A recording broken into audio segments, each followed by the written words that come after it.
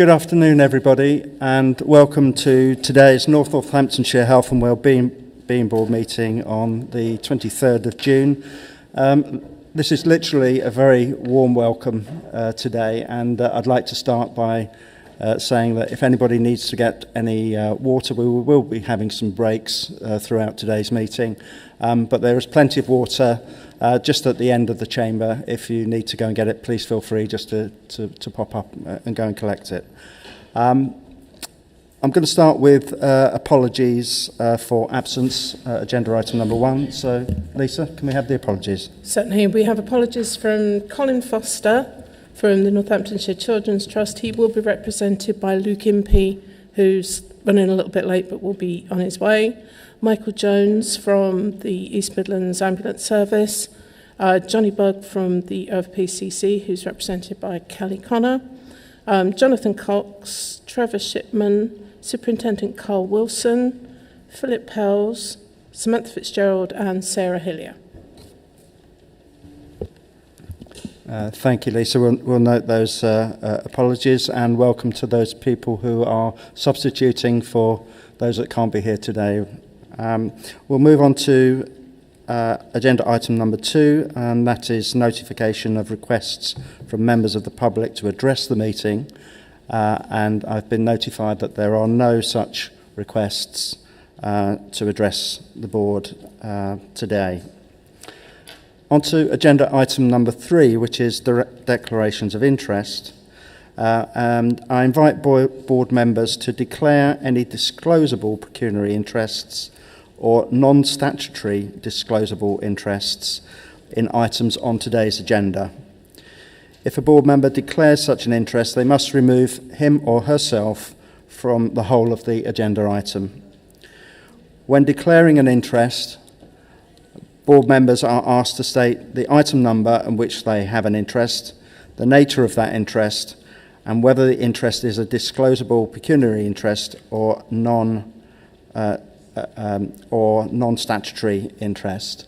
And as normal, I always start with my own declaration, and that is that I'm a publicly appointed governor of Northamptonshire Healthcare Foundation Trust.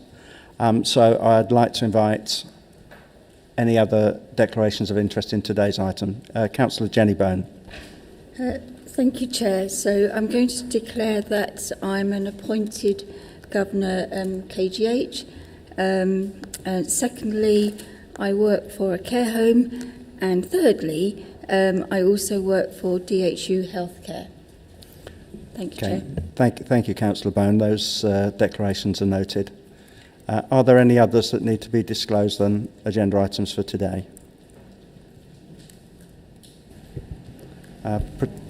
Hello. Sorry. Hello. Jackie Parks. I'm here representing the University of Northampton, but I'm also co-chair of North Northants Healthwatch. Okay, thank you. So it'll be the last item. Okay, thank you. Thank you, Jenny. And any others to be declared? No? Okay, I'll move on. We'll take those. We'll move on to agenda item number 4, which is the minutes from the previous meeting held some time ago now, on the 12th of December 2025.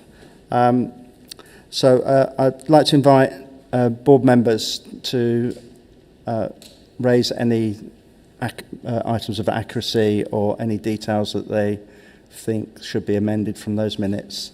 Is there anything anybody wants to add or amend? No, not seeing any hands or inquiries. So therefore, could I ask the board by a show of hands to approve the minutes?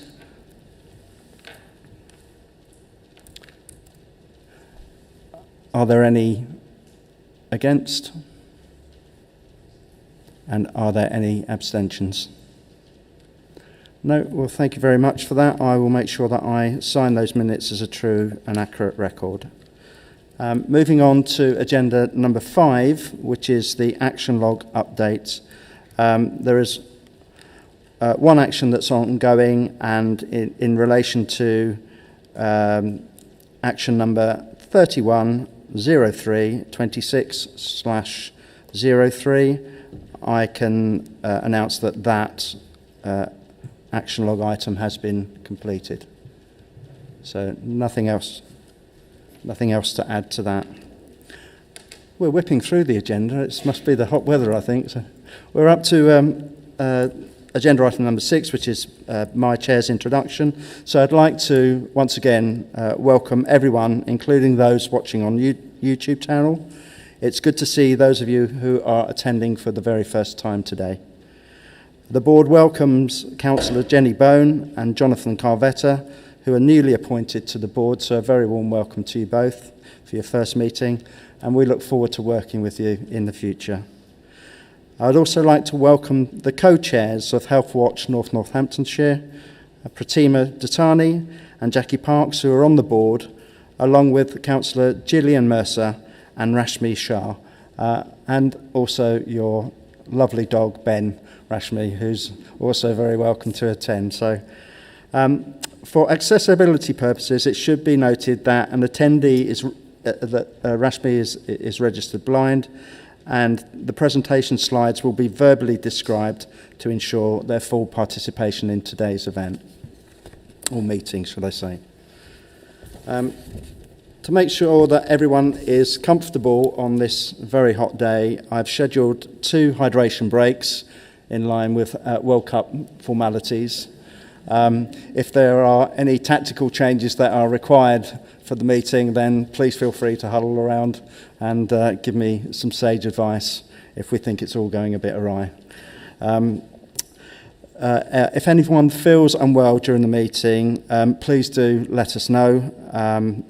And a reminder that before we start, to turn off and silence your mobiles for the duration of the meeting.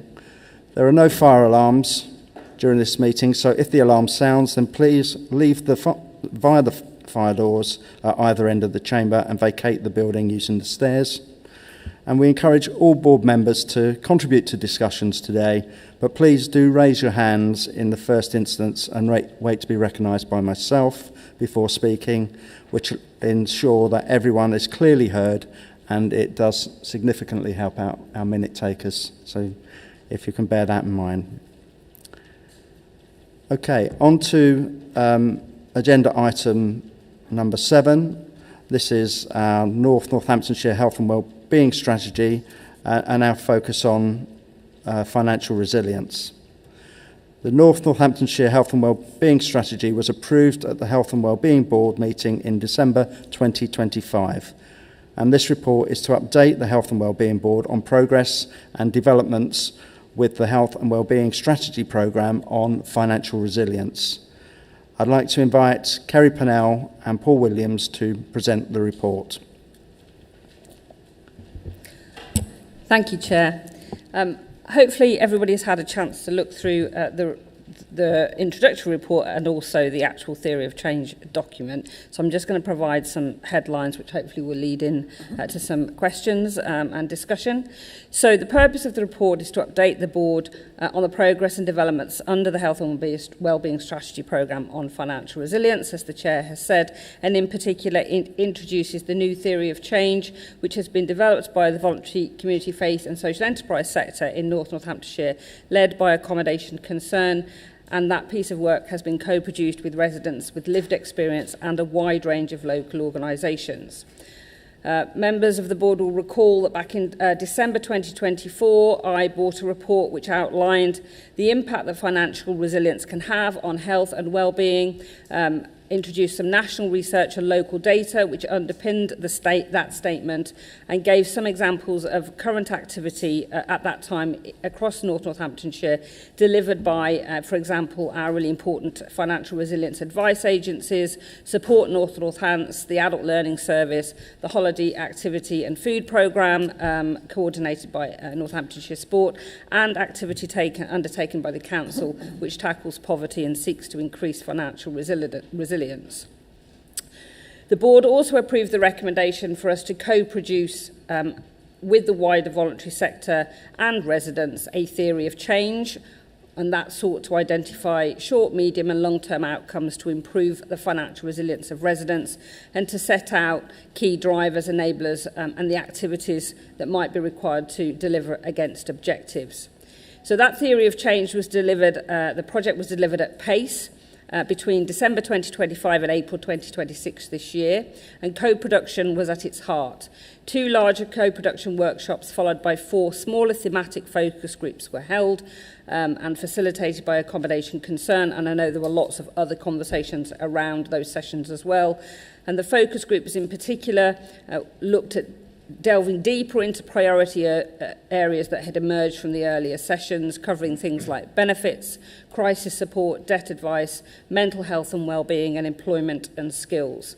The project culminated in a stakeholder event at the end of March this year, which presented the findings of the project and also launched the new Financial Resilience Partnership. Through the co-production process, a shared definition of financial resilience was developed, and this is very much from the voices of people with lived experience. And it demonstrates that financial resilience isn't just about being able to manage your money day to day, but it's about being able to get through unexpected costs or changes to your circumstances. But to do that, you need to have the right skills, confidence and support. And therefore, we must recognise that some people are dealing with extra challenges or unfair barriers. The theory of change helpfully identified a series of systemic challenges to financial resilience, which make residents and households more susceptible to financial shocks. And they're listed in the report, but include things like income insecurity, poor qualifications, unstable housing. Poor health was a critical factor of that, particularly chronic illness and lack of access to the right support at the right time. So very much embedded in the wider determinants of health and well-being. The theory of change identifies 6 key outcomes. So what we're seeking to achieve in the coming months and years is to make sure that people have improved confidence in managing money, that the people who need the most support are able to access it at the right time, that people are better able to overcome barriers, people have less debt, are able to maximise their income and have improved health and well-being. Not surprisingly, the theory of change emphasised that these outcomes sit within the wider system. So it isn't just about our advice agencies or the voluntary community sector. It requires everybody, local government, health providers, the wider voluntary sector, housing, employment. We all need to make a contribution to some of our most vulnerable sections of our communities. So whilst North Northamptonshire already has many relevant financial resilience services and strengths that support people, the feedback from residents during the workshops is that the system is not yet experienced by those residents as fully joined up, easy to navigate, or is consistently accessible. And therefore, the emphasis moving forward needs to be on early help, trusted access routes, warm referrals, high-quality advice and more joined-up partnership models of delivery. We need to balance immediate crisis support with longer-term resilience building within our communities. The findings from the theory of change were really timely because at that point, North Northampton Council was at the same time planning for the delivery of the new Crisis and Resilience Fund, or CRF as it is known, which has replaced the Household Support Fund nationally from April 2026. The Crisis and Resilience Fund requires councils to ensure financial resilience services and coordinated community support for residents sit alongside immediate financial help when a resident or a household falls into financial crisis. So we have developed a model and used the findings from the theory of change to embed in our thinking as we deliver crisis and resilience funding over the next 3 years.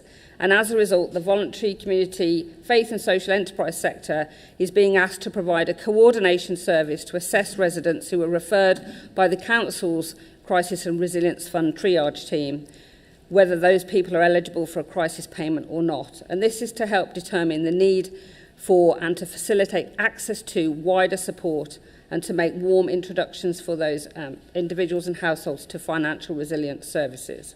And the financial resilience services will be further funded to support households to stabilise and reduce those repeat crises The offer will include income maximisation, benefits checks, budgeting, money coaching, debt advice, energy and household bill support, and tenancy sustainment. So whilst the crisis and resilience funding is really welcome and will help us expand provision and impact, what we cannot do is see it as the whole solution. To address the findings of the theory of change, all system partners will need to build on existing strengths, improve referral pathways, strengthen community coordination, really think about what they're doing to support targeted groups and those places in our communities that face the greatest inequity.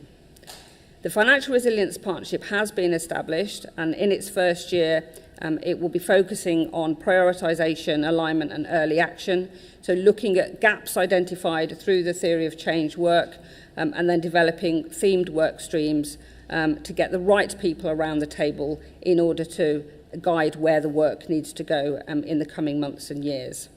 So from a health and wellbeing board perspective, it's imperative that partners around the table support the partnership moving forward, think about how they can get involved.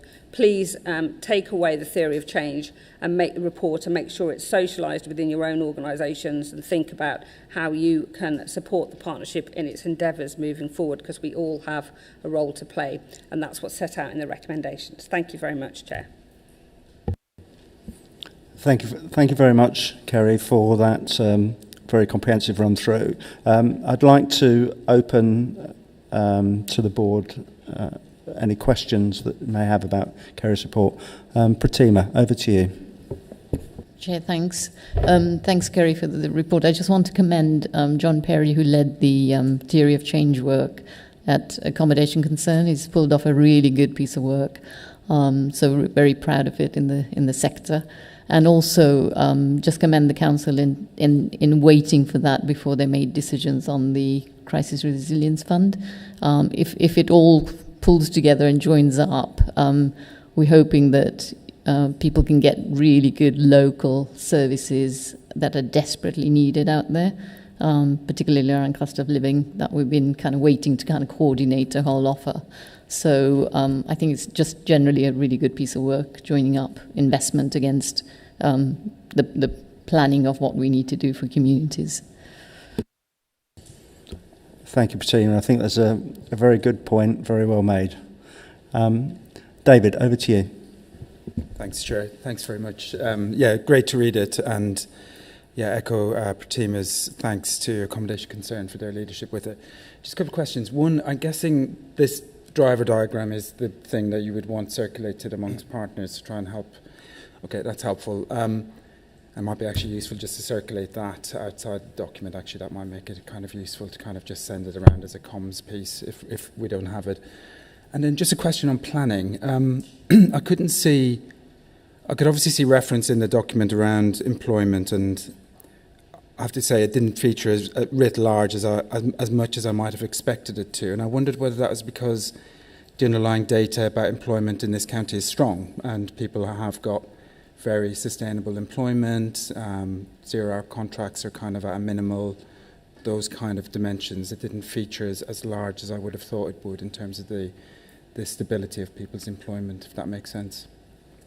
So a question and a comment, hopefully.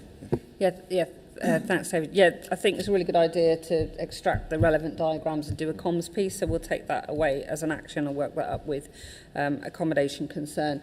I think that employment certainly and skills certainly did come up in all certainly the workshops that I was at and from some of the evidence that was presented. I think there is a raft of data around where we're at as an economy in terms of jobs, but also in terms of local skills that meet that job market, and I think that's where there is a disconnect. So a really good observation that may not have come through as strongly as it might have done. The work sort of begins now, so I think we absolutely need to think about where we are, and I think one of the comments in the report was about how we align what's come out of the theory of change with all the other big programmes of work that are happening or on the horizon, particularly everything under the Get Britain Working agenda, because it's absolutely critical, and we know that stable, well-paid employment, is one of the solutions to people's financial stability, and not the only one, but a key one. So it's a really good point. Thank you. Thank you, Kerry. Any other questions from the board? Jane, over to you. Oh, sorry, Kelly. I believe you was before Jane, sorry. Hi there. Sorry, I haven't actually seen the theory of change document. Obviously, I'm standing in... Is it? Sorry? Oh, you can tell I've done this before. Hello. I'm obviously standing in for Johnny Bugg, the Chief Executive. He's going on to comment, and I'll be attending these meetings for him in the future. I haven't actually seen the theory of change document, so I can't comment exactly on it, but I just have a general question.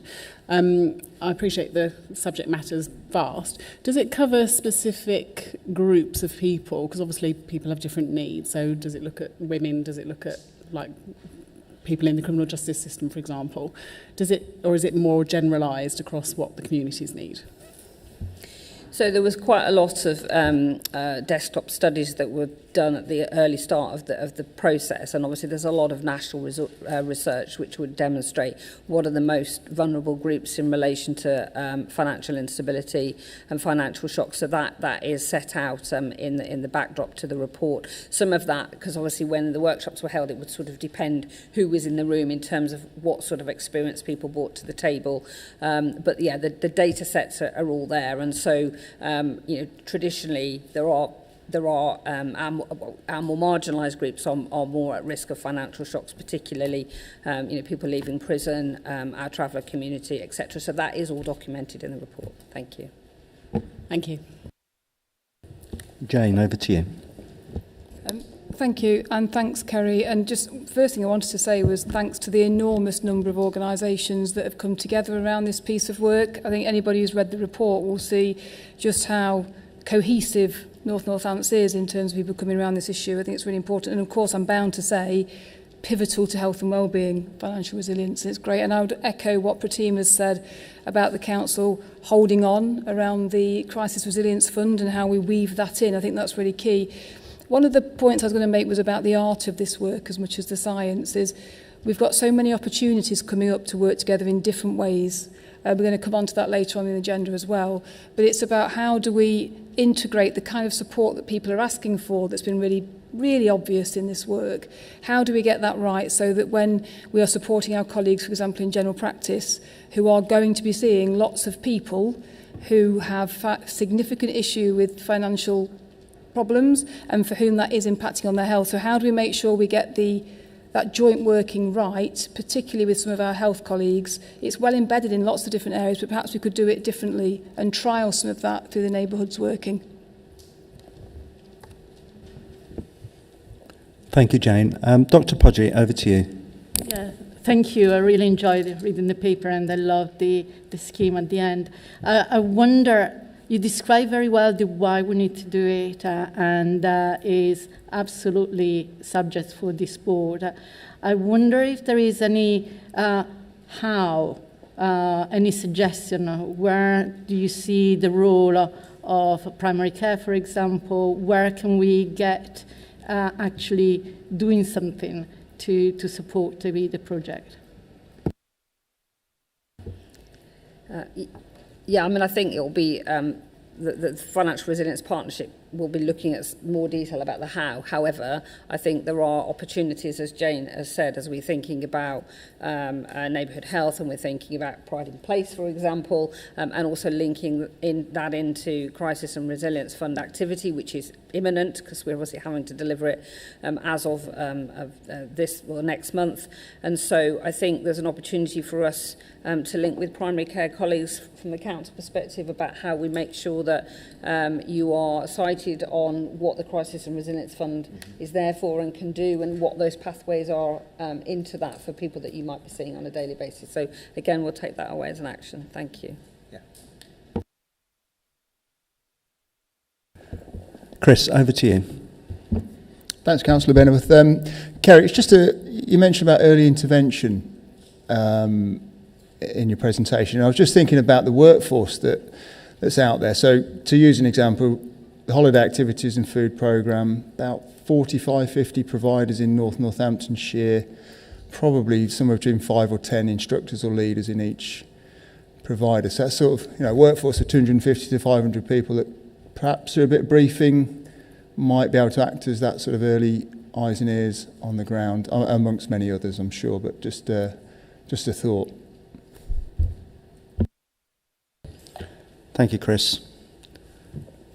Any more questions from the board? Thank you, Kerry, and thank you, Paul. I've got a question, if it's okay. Firstly, I'd like to echo what everybody said about the depth and quality of the work, and particularly bringing together such a significant range of partners in this really important area. Putting my chair's hat on, I'm thinking about what are the top three things that this board needs to do to monitor the success of this piece of work. So you may or may not have an answer to that question at this particular point in time, but I think it's important that we ask it as a board, and also registering that this, we're at a very early stage. When should it come back with an answer to that question and with a monitoring suggestion in place? Yes, thanks, Chair. So I think there's a couple of strands to that. One is looking at any particular actions or action planning that the partnership will be doing, and then once we've got that developed, then making sure that the board is cited on that and any baselining information and objectives that and data measurement that will go around that. But then also we are, because Crisis and Resilience Fund is a DWP central government funded programme, there is masses of metrics and data around that, which is absolutely linked with what the objectives of the theory of change were around, reducing priority debt, etc. So we will be we're already putting the sort of measurement framework around that together, and we're suggesting with the Crisis and Resilience Fund that ultimately this board has oversight anyway of that piece of work, so we'll again be looking to bring forward what that looks like in terms of the reporting mechanisms, and then we'll agree how. I mean, certainly would be, I think we have to report it twice yearly to DWP, so we can discuss how frequently the board would want to see some of that data. Thank you. Okay, thank you very much.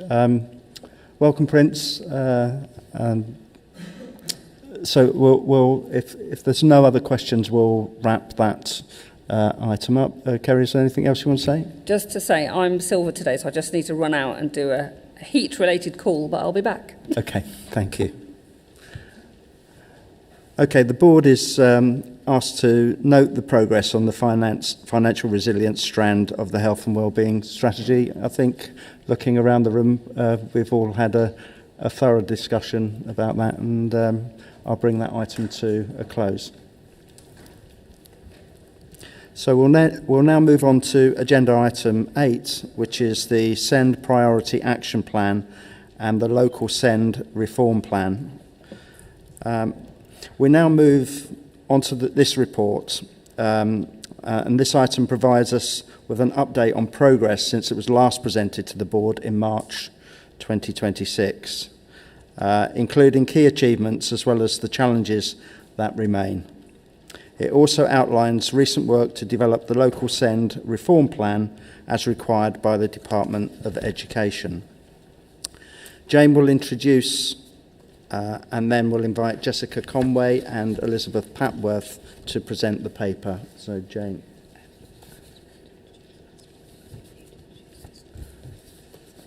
Okay. Thank you, Jane. Jane's just informed me that she doesn't need to introduce this one, so we'll go straight over to Jessica and Elizabeth.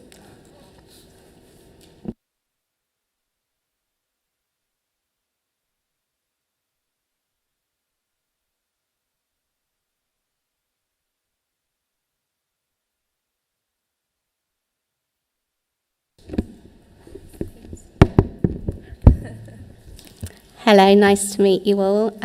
So I'm Lizzie Papworth, the new Head of Inclusion and Attendance, and I'm going to present with Jess, who will introduce herself in a moment. I'm going to focus more on the SEND reform plan side, and then Jess will follow up with the other actions. So obviously we've been doing a lot of work behind the scenes in regard to the SEN reforms, and we have been working within different work streams to get this work done under quite a tight timescale. The final plan was submitted on the 19th, and before that the DFE had sight of a draft copy which they gave feedback so we could make sure that the final copy was nice and secure and had everything that we needed, and that we could go through all the feedback and put that through. So in terms of SEN reforms, the plan must be set out in 5 stages. So we had 5 sections of the plan.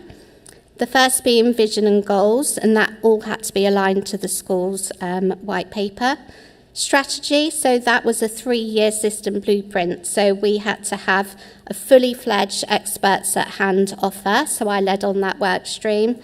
We had to complete a partnership maturity assessment, a 3-year partnership roadmap, and a year 1 local delivery plan. Then we had to complete section 3, which was how we would monitor and evaluate. Then we had to set out our oversight in terms of governance, and finally central government support and outlining practical support required from the DFE.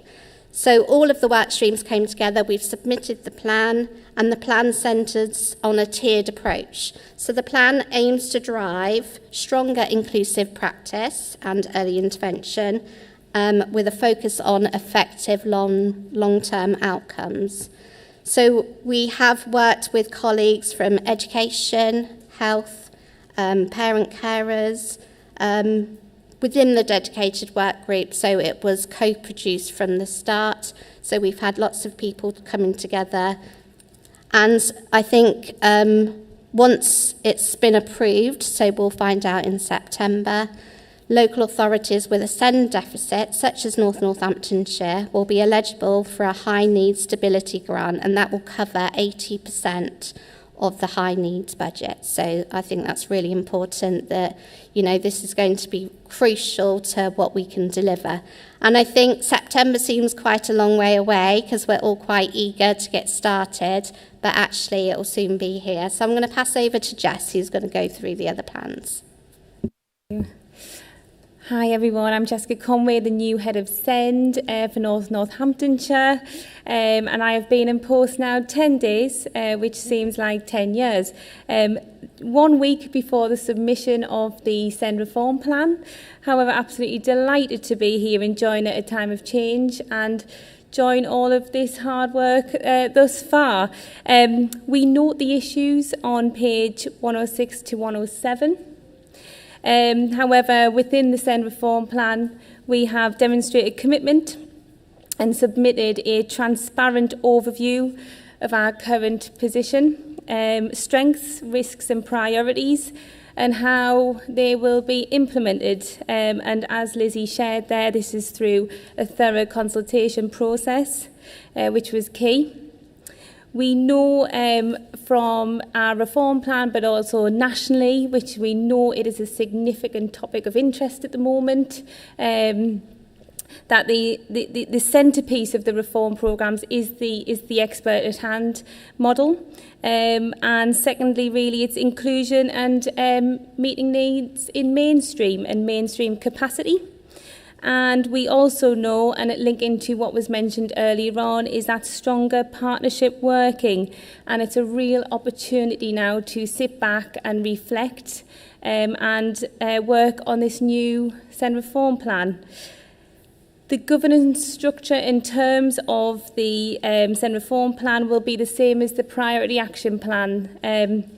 And we have oversight with an independent chair, which has been going on now for some 18 months.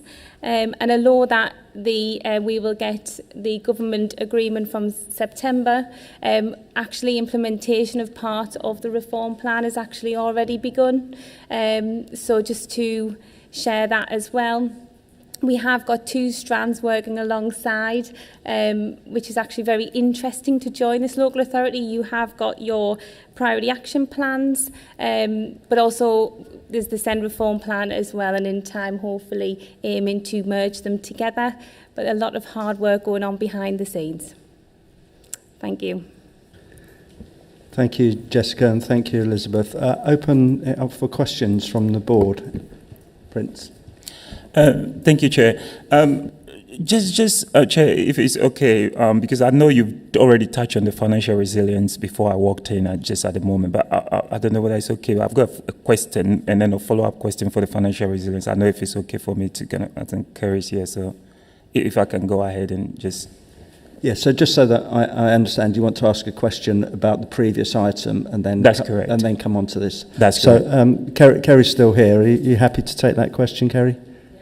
Yeah, go ahead, Prince. Thank you, Chair. So I looked at the document and I just wanted to kind of know what, in terms of the board, when it comes to financial resilience, how are we going to monitor, addressing the impact of the financial resilience, work, and also how that would, help mitigate the health inequalities, and what further actions, if so, are needed to support those who are most at risk.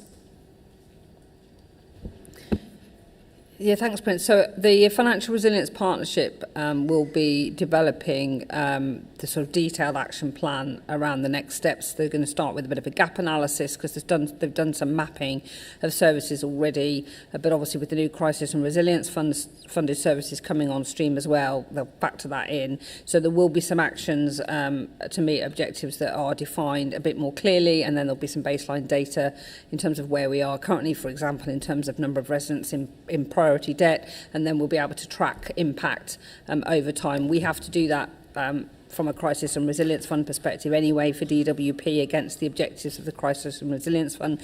So we'll be bringing those sort of reporting frameworks here to the board at regular intervals so you can see what the impact is. And I think from a board member's perspective, it's just about sharing the information in your respective organisations, getting involved with a financial resilience partnership in any way that you think you can, either not necessarily on the partnership, but that might be an option, but in terms of the activity. But we're sort of at the theory of change is the sort of start really in terms of this is what it's told us the issue is and what we need to do, and now we need to develop the more granular detail as a result of that and measure impact. Thank you. Do you want to go ahead with the question on the SEN report then? Yes, Prince? yes, Chair, if that's okay.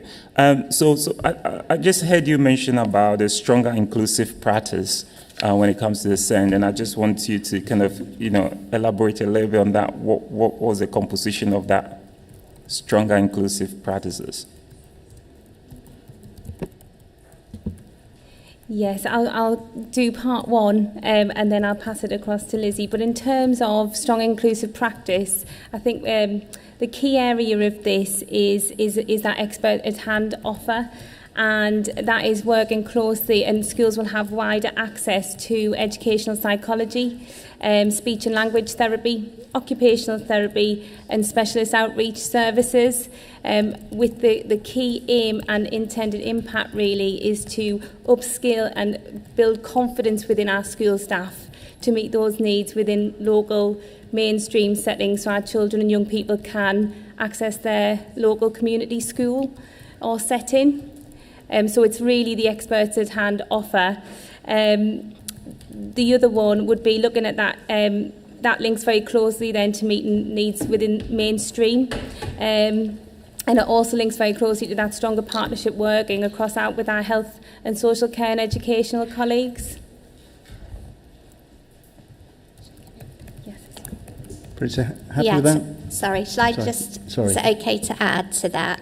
So the experts at hand offer, you've got that tier one approach where it's about really upskilling everybody to make sure that everybody knows about ordinarily available provisions, so what we expect as minimum within schools and settings and colleges. That will be through webinars and training and using experts and being really present in the family hubs, so making sure within the localities that you've got experts together being accessible to people so you can see people on the ground having those discussions, talking about early worries that they may have so it doesn't escalate, but also really Shall I carry on? And also making sure that we work collaboratively together. So because it is a locality project, it's about all working together and making sure that we're using the skills of the locality. So that might include parents, carers, the experts. They are the experts by experience. So making sure that we use people and just being really present and making sure that they can access those resources through their localities. Yeah, Jay, can I just follow up on that? So in terms of what you've just mentioned, I was just trying to kind of hear what role will the, for example, the VCFSC organizations as well play, because these parents are connected to local organizations as well. So is there a way of leveraging some of those skills and resources within our voluntary sector organizations in order to kind of aid in that process? Yeah, so within the plan we have mentioned how we would like to work with volunteer people, as you know, lots of people together. So the volunteer sector, parents, carers, commissioning. So we will have commissioning opportunities to get that expert knowledge as well. But it's trying to learn from each other. And I know within the local authority, there's an audit that's taken place, so we understand the expertise that we have within the local authority, and making sure that we don't forget the people that work with young children every day within the schools and straight from early years, so making sure it aligns with Best Start in Life and the Families First programme, so making sure it aligns across. Cornelia, if I may over to you. add just a bit to this. So if we imagine our aim and vision, you know, so it's captured in a plan, but we do have a vision about supporting children locally and working together, you know, with everybody in part of that community to support our children. Schools are critical, you know, to this, but it's also other organizations, you know, that help children and families, and these children and families themselves, you know, because they are experts in their own right, you know, with their experience to this. So we will, the vision is about working in cluster, understanding need locally, and then see how each could contribute with their expertise, knowledge, resource to actually help our children to thrive, to feel a sense of belonging and feel happy to be and attend schools. So that's really what we are trying to achieve. So the plan is very complicated because it's been very prescriptive in a sense in terms of areas that we need to cover, and we try to be as comprehensive as we could, but the important bit is how we translate this to life and how we implement this together. And obviously we look at impact over time and absolutely drive positive changes for our children and try to support them here, you know, in the community, try to support them to be in school. You know, we have a challenge with many children now not actually being in school, you know, because parents choose to educate them at home. We want to support them to be part of the schools and for schools to be able to help those children, and then also look at other activities and, you know, other things that our children could access to enjoy, you know, and be happy children. So if we could picture that vision for the future, really, that we will try to work with everybody here, you know, because everybody has, and everybody out there part of the system to support this. Thank you. I'll come to Pratima now. Thanks, Chair. I just wonder if parents of SEND children were here in the room, do they recognise the progress? We've had so many reports at the Health and Wellbeing Board, and obviously it's really challenging work. So I just wonder where the voice of the parents, or indeed the child, is, and also could future reports reflect that directly? Absolutely, they are very important, and we absolutely seek their views, you know, as we move along. We've done it already, you know, so part of the reform, we've had workshops that parent-carer voices, Northamptonshire Parent-Carer Voice, have arranged, you know, and together with the local area partnership, and we got engagement and views from parents as to what they want to see locally for their children, which is very important. At the same time, we have a survey that is happening as we speak, so it's been sent out to parents, and we've had included links, to that in very communication platforms, trying to capture views from parents and views from children, because it's really important to hear from children as well. And that will continue, as we start implementing this. We want to see that what we are doing actually has an impact for our children, as they need it, and work together, obviously, moving forward. So, but we have already sought views and continue that engagement going forward. Thank you. I'll come to Councillor Jenny Bone. Thank you, Chair. So it's back to something that Lizzie said, so I was scribbling down rapidly. Lizzie, you mentioned about upskilling and an audit of, so knowing what we got out there. So I don't know if you want to take it offline, your response, but I'd love to know at what stage of that audit you're at, let's call it an audit, and just how you do that, because I just find that's so important, isn't it, to know what we've got out there. Yeah, so at the moment that skills audit is being undertaken at the council, just to find out, actually, there might be people in different teams that have skills within certain areas that we don't know about, so it's important really, flagging and identifying skills that people have, but I think sometimes people are humble about skills that they've got and they don't always share them, so they might, for example, know sign language but not have mentioned it to someone, so it's really important to know that, and obviously we'll do that with the schools as part of that offer to understand what they need support with. And that takes us back as well to the way that the teaching school supports teachers within, becoming a teacher and qualifying. So it starts at that kind of stage of learning different skills and having the opportunity to know more about inclusion and SEND. And I think it's really important that we're seeing those changes come through in teaching. And I don't think they've always been as good in the past at making sure that everybody is ready to teach all children in their classroom. So we will be asking everybody, what skills they have.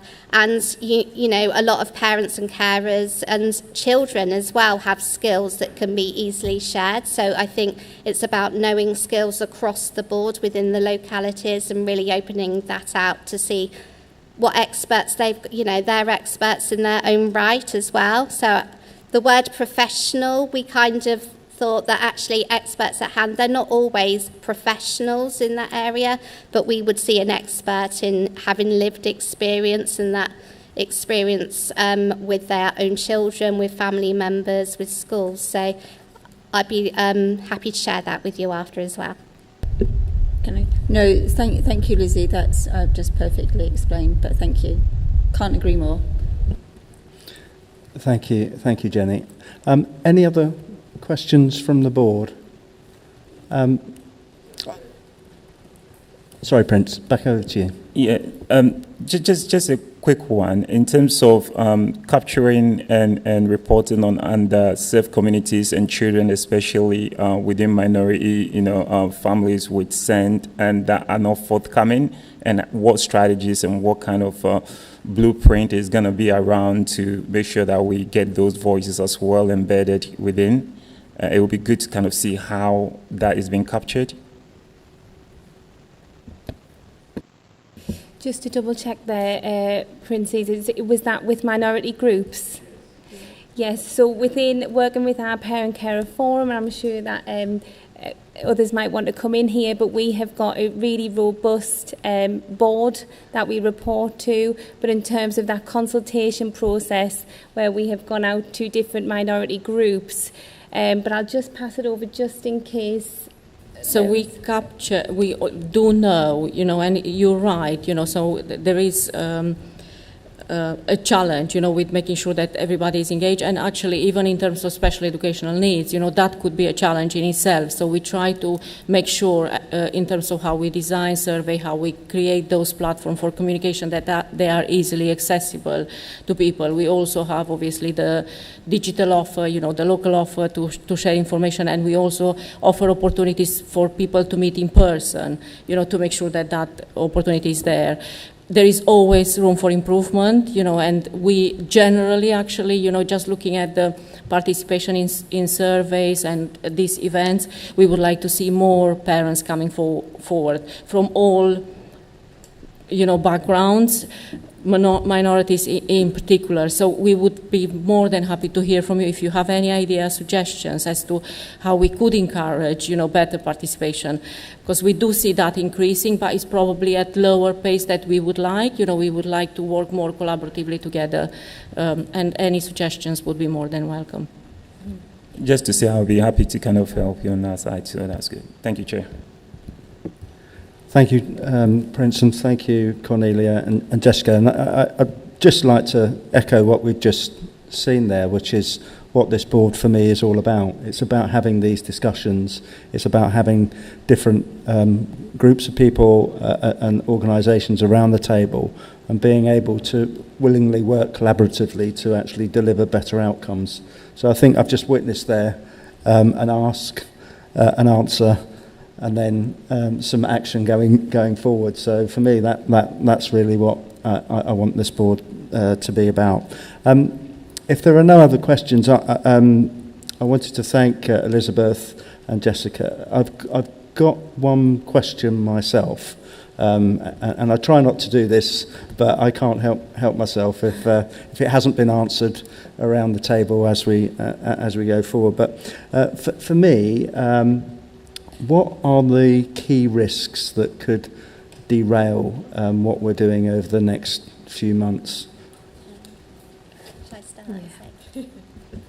start? We did have plenty of conversations about risks, and I think something that we talked about within the Experts at Hand offer, the biggest risk that we were worried about, and it's quite publicly mentioned, is recruitment, and the educational psychologists were really concerned, and health, about how are we going to find enough educational psychologists and speech and language professionals and OTs to do all of this work when we're struggling to recruit. So we did think carefully about what if we can't recruit, for example, some really good quality EPs. So we thought about, actually, we do what we do really well, investing in educational psychologist assistants, growing our own workforce, making sure that, we can grow them, and then they actually become our EPs within the council. We had lots of discussions about, well, what if this doesn't happen, and lots of backup plans that go there, because recruitment was mentioned quite a lot, and lots of online forums, people are saying, how are we going to recruit to all these posts? But I think we just have to be creative in how we try to recruit as well. So currently the educational psychologists, they're doing video recruitment drives and different things just to bring in younger audiences sometimes. And so we will try and get creative and make it look really appealing to work in this council. And maybe if I just add a few of the risks, but just to say that we do have a comprehensive risk assessment, because there is many things that could go wrong. But one that I would like to mention today, this is us as a system, local area partnership, trying to make things better for our children. There has to be engagement for every party in this, so if there isn't, and we know that people struggle with capacity, with change, but still we have to prioritize this, and it's ensuring that we do that. So if we are not working together, as closely as we need to, this obviously will not have the impact that we would like to see. There is also challenges around resources, capacity in general. There is challenges in relation to numbers of children with educational and and care plans and how we support them, you know, that number growing whilst we try to implement changes. There is also challenges in implementing those changes because the reform comes with, you know, quite prescriptive elements that have to be embedded in a very short period of time, whilst, you know, you carry on business as usual, but you work those changes in the background, and it's doing both at the same time. And it's not just this element of the reform. There is many more. You know, we have reforms in social care, we have reform in youth work, we have reforms in relation to family hubs and school readiness. So there is loads of changes that we need to manage collectively in the best possible way and focus on what we absolutely want to see achieved locally. But we do have a comprehensive risk assessment looking into all those elements and making sure that we do think about mitigation and contingencies as required. Thank you. And I think from a chair's perspective, that's what I'm trying to get reassurance of, that we have done that broader holistic thinking about the challenges ahead, and we do have suggestions and mitigations to help cope with those. So, sorry, Colin, over to you. Yeah, I was just going to say, taking up what you were saying about resourcing, etc. In the GP world, often we are the first to get the sort of input and send situation, but one of our problems is actually getting the referral passed on. So is there going to be some work in managing patients and parents' expectations? Because we might be promising them the earth, but we as the first point of contact get moaned at when it doesn't happen. So I would hate to build something up and not be able to actually put it into practice. You know, that's the only thing I would say, just to make sure that you manage the expectations of the parents in these situations, because otherwise it leaves a bad taste everywhere. Yeah, I wholeheartedly agree with that. The communication aspect is as important as any other, and certainly expectation management is key part of that communication strand.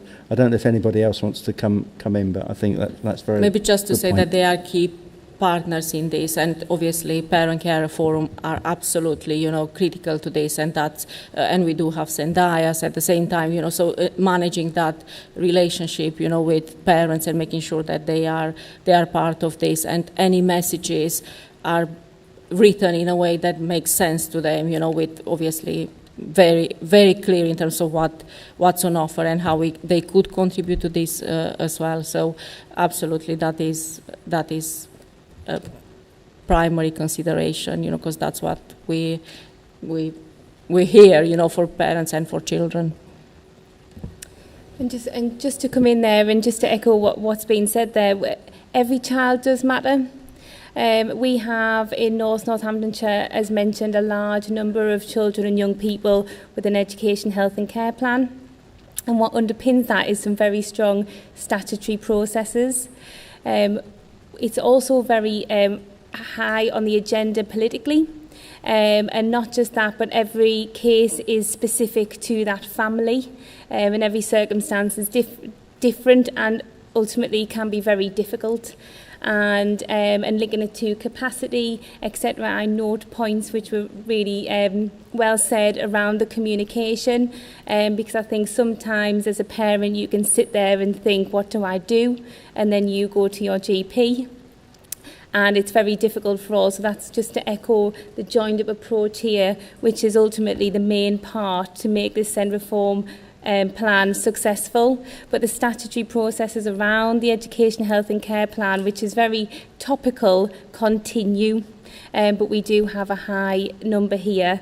But just to echo and really plug that local offer, every local authority has the SEND local offer, and really do go to that. Any suggestions, and going back to Prince Caesar about how to make communications more specific or how to target different audiences is absolutely key at this moment. So please do pass that on. Thank you. Okay, thank you, Jessica. I'm going to bring this item to a close now. I think we've had a really good debate and some good challenge.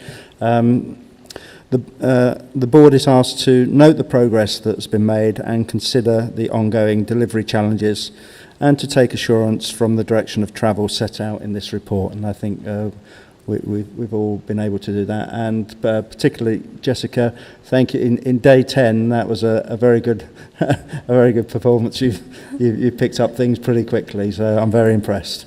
Thank you. Thank you. Okay, I think it's time for one of those hydration breaks. No scores to check, I don't think. I think England are playing tonight at 7 o'clock, but we'll take a quick 5-minute break. So if we can come back at 3:05. Thank you very much.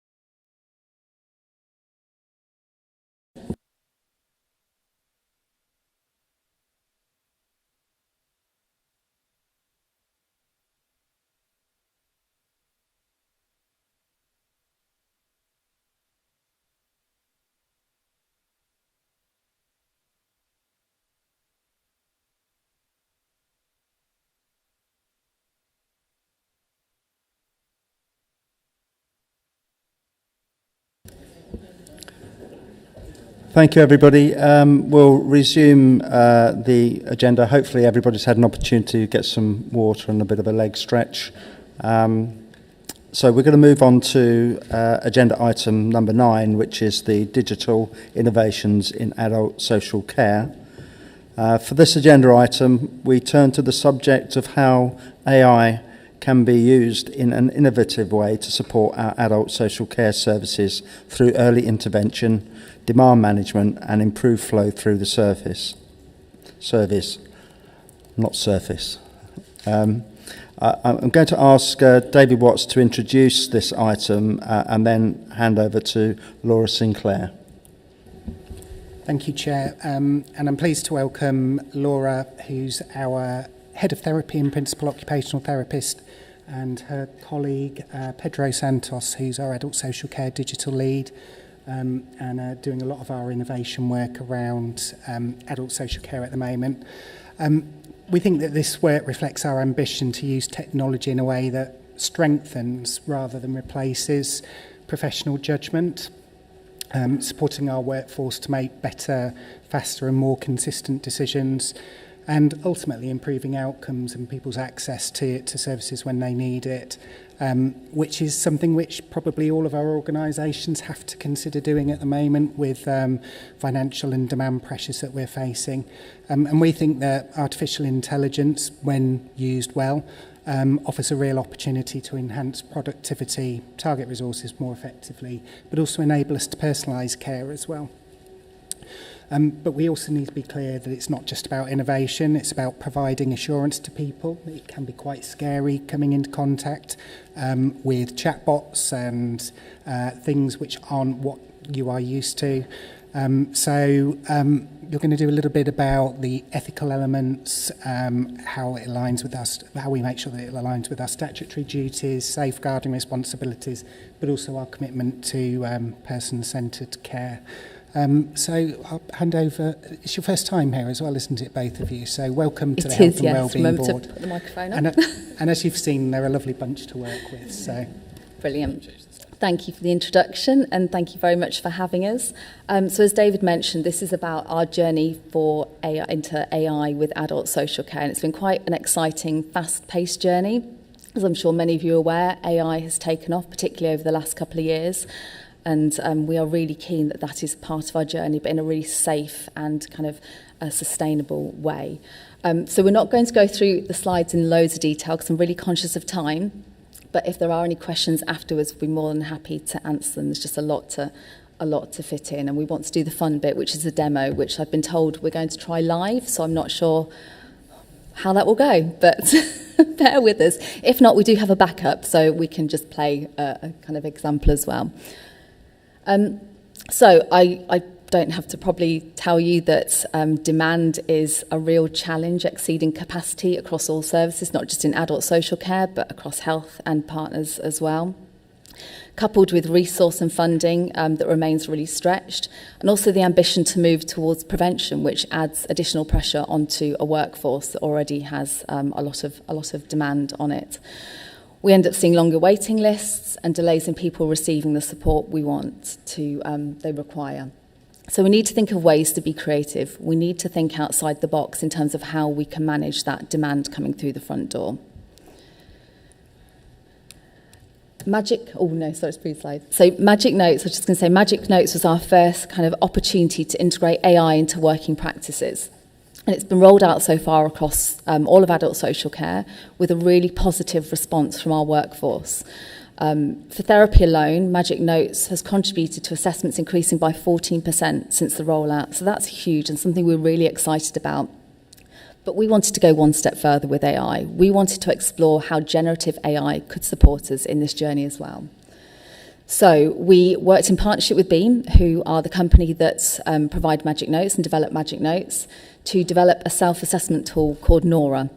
Now that gets very confusing when it's Laura introducing Nora, but that was the name that it was given. So we're going to go through the aims and objectives that we had for Nora and what this therapy self-assessment tool does and delivers. So, as I said before, it's generative AI. and it is a self-assessment tool designed with the aim to transform how local authority therapy gathers information, understands needs, and makes timely decisions, supporting our commitment to waiting well. It's been intentionally designed to replicate the structured exploratory conversation therapists use. So it applies professional curiosity to uncover areas of difficulty, barriers to independence, and opportunities to enhance a person's ability to live a safe and fulfilling life. So our main aims were to strengthen early intervention. We'll explain a little bit more about the knowledge base that was built behind this as well, which provides information about national, local groups, support people whilst waiting well, supportive, effective demand management, so supporting our ability to triage with the right information and prioritise risk, and improve flow through our service. So ensuring that professional time is focused where it adds the greatest value. Ooh. Do you want to do that bit? You do this one. Yeah. I'm Pedro, by the way. So Nora, when we created Nora, we went to Beam with a real problem. So this wasn't innovation for the sake of it. This was actually a problem we're having. And self-assessment was something we've been looking for a long time. So the idea behind this self-assessment was to replicate a conversation that our colleagues or clinicians will have with someone, and it would allow them to quickly have a response about a potential solution to them, so some level of suggestions. Laura mentioned this suggestion box, so what we have is this knowledge base. So if you heard, for example, of the Wellbeing Launchpad, which is managed by GP Alliance in Northamptonshire, what they have is lots of different services that are available to people in the community. So what it does is, based on the person's responses, it then can make suggestions about, oh, you mentioned, for example, you like to sing, there's a coffee or a cafe shop that sings with dementia or something like that, and it can prompt the person to suggest or send text messages to say these are the services that are available. So the most important thing about Nora is that Nora was built with a human element in mind. So it's not a decision maker at any given point. It doesn't make decisions on clinicians' behalf. It doesn't tell us what should happen. It will always default to a clinician at the end to make a decision on its behalf. So this clinical oversight is essential. So whenever Nora collects information, it is literally that is information gathering. So when we talk about prevention, for example, imagine if we could gather information right today of all the people we are concerned about and just call them. Rather than having physical staff doing that, we could do that with an AI tool that will call people out, collect information on a script that we can prompt, and then we get the information that we can analyze and say, actually, this person is at risk because it's really hot. They're saying they haven't got fans, whatever it might be. Same thing applies to cold weather, but this also applies to any kind of preventative approach that we're looking to do. Okay? So I was just going to say quickly 2 points on that. There are two things that we said were non-negotiable. So it's designed to complement and not replace professional judgment. So we still need the clinicians to use their knowledge, their experience, sometimes gut instinct, observational skills to make that decision. And also we've said about clinical oversight being essential. There needs to be a human in the loop. We all have clinical registrations. We are responsible for ensuring that the information that is captured is accurate and the decisions are the ones that are most appropriate for that individual in terms of safety and well-being. And I think the final thing as well is to, we've reassured our staff, this tool is not to replace staff, this is to support them. We know the existing demand, we can't continue the way we are because we can't meet the demand, the resources just aren't there. These are tools that allows us to focus on something else as we go along.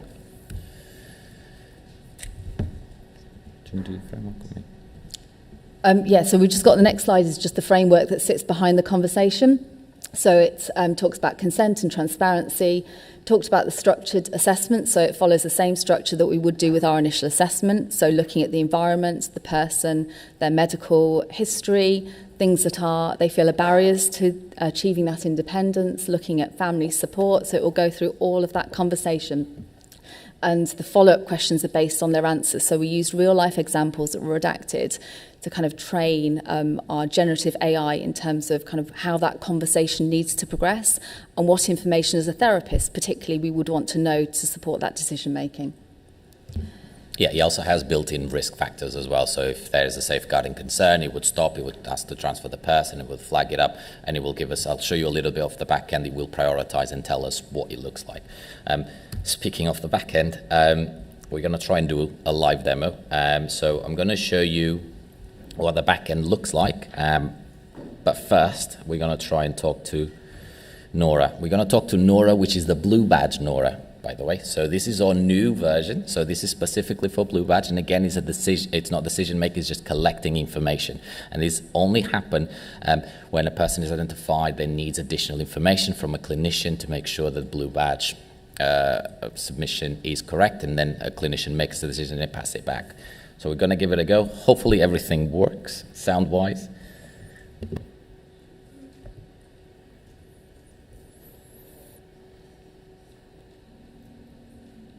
It doesn't work. Okay, so we'll try something else. We had something built in. So it's because I'm muted on my computer, so it's not picking the sound from it. So let me try something else, which was one of the demos we did recently.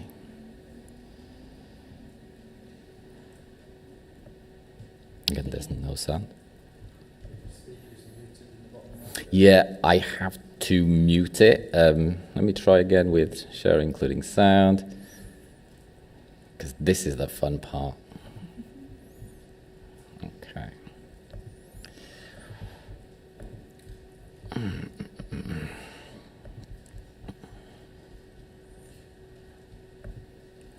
It worked. Hello, you're through to the Blue Badge service. My name's Nora and I'm a digital... Hello there, I should just let you know, I'm Nora, a digital assistant for the Blue Badge service, not a human agent. I take down information about Blue Badge applications that have been passed to the assessment team, which is then reviewed by a clinician. Before we go any further, this call is recorded for training and monitoring purposes. Is that okay? Yes, it is. Thank you. Can I take your full name, please? First name and surname, and your date of birth? Yes, my name is John Smith, and my date of birth is the 24th of the 11th, 1985. Thank you, John. And just to confirm, you're calling about a Blue Badge application that's been passed to us for assessment. Is that right? That is correct, yeah. Thank you. So what we'll do is just go through a few questions about your circumstances. The clinician will review everything afterwards and the Blue Badge service will write to you with their decision. Are you happy to get started?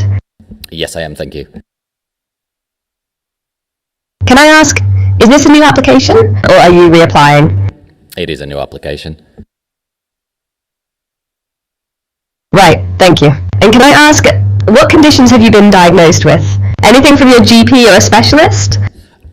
Yes, I have COPD, and I broke my leg recently as well. Thank you, John. Let me just make sure I've got those right.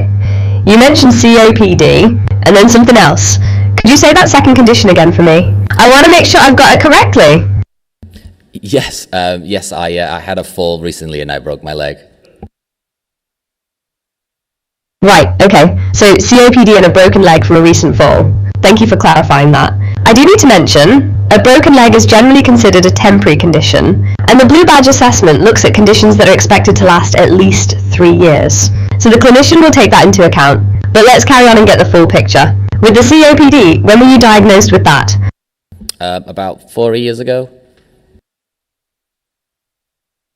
Okay, 4 years ago. And are you under a hospital team or specialist for the COPD, a respiratory clinic, for example? Yes, I'm under consultant Dr. David Watts. Thank you. And do you have anything at home that helps with the COPD? Any inhalers, a nebulizer, home oxygen, anything like that? Yes, I have an inhaler.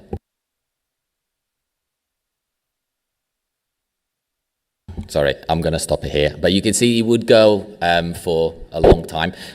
We specifically with the Blue Badge, we're looking at about 14, 15-minute conversations. That's what we've had so far in terms of testing. We're going live this week with Nora, the original one, which is the one we use for therapy. We've had conversations for 30 minutes. So it will go into quite a lot of detail. And one thing you'd notice, because it's been built with lots of different smaller things, like, because I've mentioned I have a broken leg, he's realized, a broken leg is just a short-term thing, he shouldn't be applying for this, so he knows this information. The same thing applies to therapy, so he diverges depending on the information I'm providing at the given time. So it's very smart, it can deal with really complex assessments as well. So one of the things that was really useful for therapy is tenure of properties, because there are different solutions depending on which tenure of property you live in. So we're able to build that all into the solution. So depending on what somebody says, it will then navigate that conversation in the appropriate direction. But hopefully that gives you an idea of kind of what the conversation sounds like, and then we can show you, do we want to show the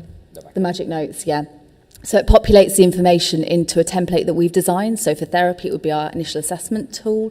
For Blue Badge, it would be our Blue Badge assessment. So all the information is presented in a way that we've designed, and it will also summarise it. So if you wanted to focus on something specifically within that conversation, you can ask that in the chat at the side, and it will be able to change the conversation and focus on what you selected.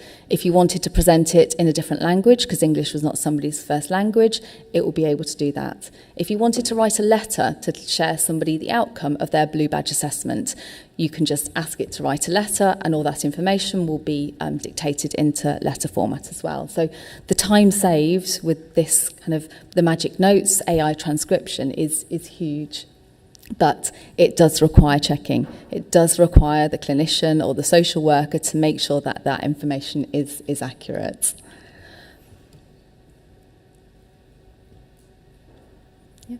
I was just going to say as well, you can listen to the transcript of the conversation, and you can you can hear it as well, so you can download the sound. So this allows people to actually have a good interpretation of what was discussed. So it's not just the title, it's everything, and template changing is quite quick as well. So we can easily go to the top, click on this is the transcript, and then on more information it allows us to choose a different template depending on what we're discussing, and it will automatically pre-populate that agree template as well.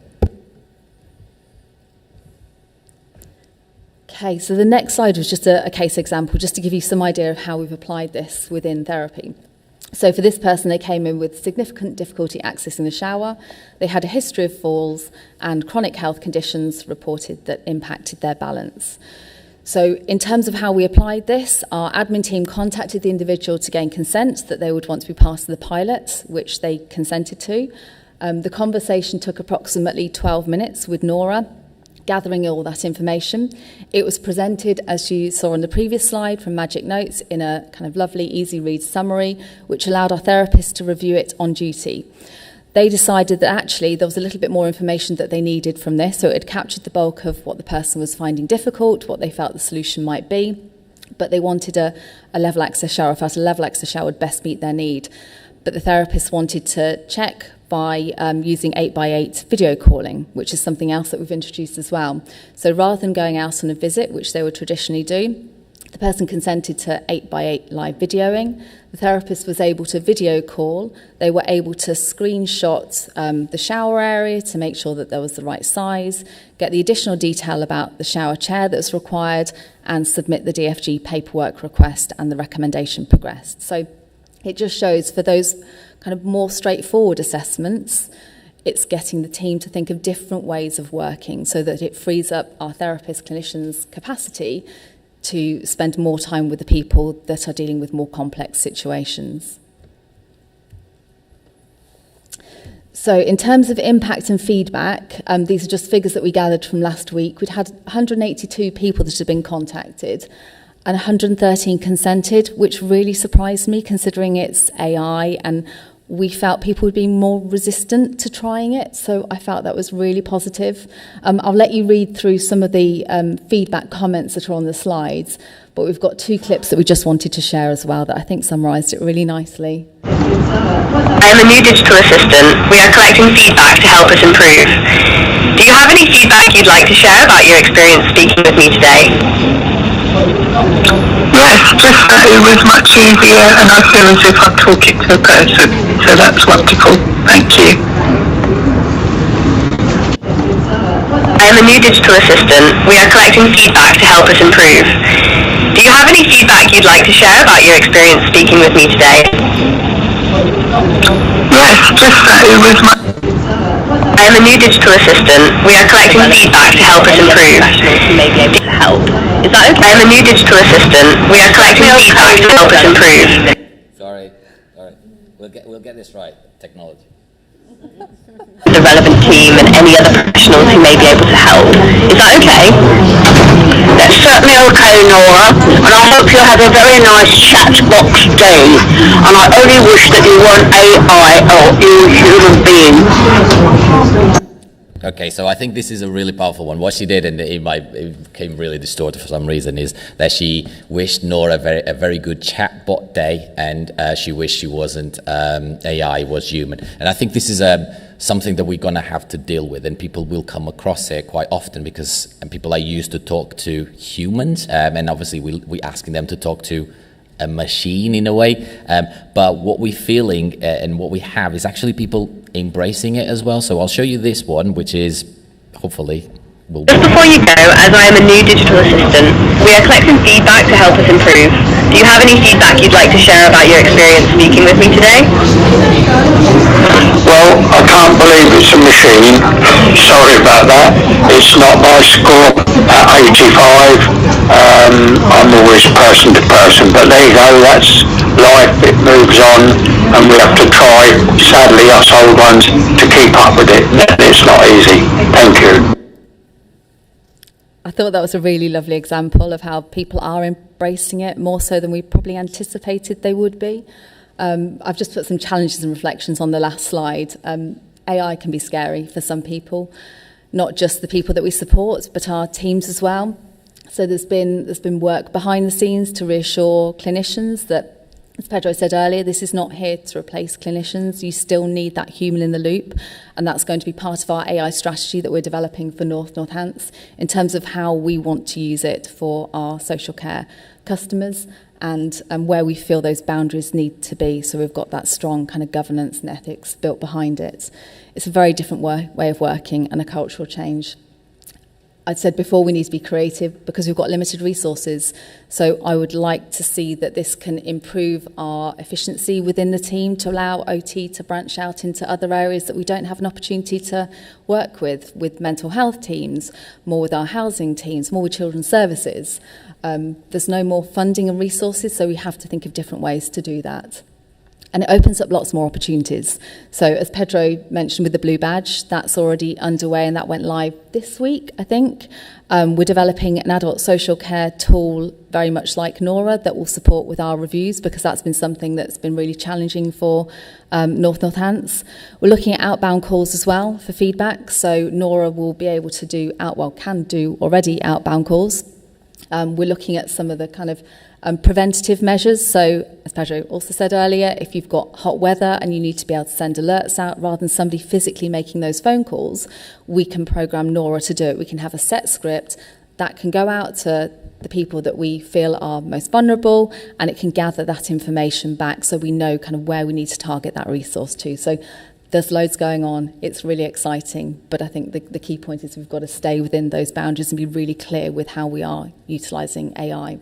And hopefully this can be a solution that we want to make available much wider. We're looking at putting it on our framework because we're conscious that if it's something that works well, this might work across different partners for social care, for health, for voluntary sector organisations. So, any questions?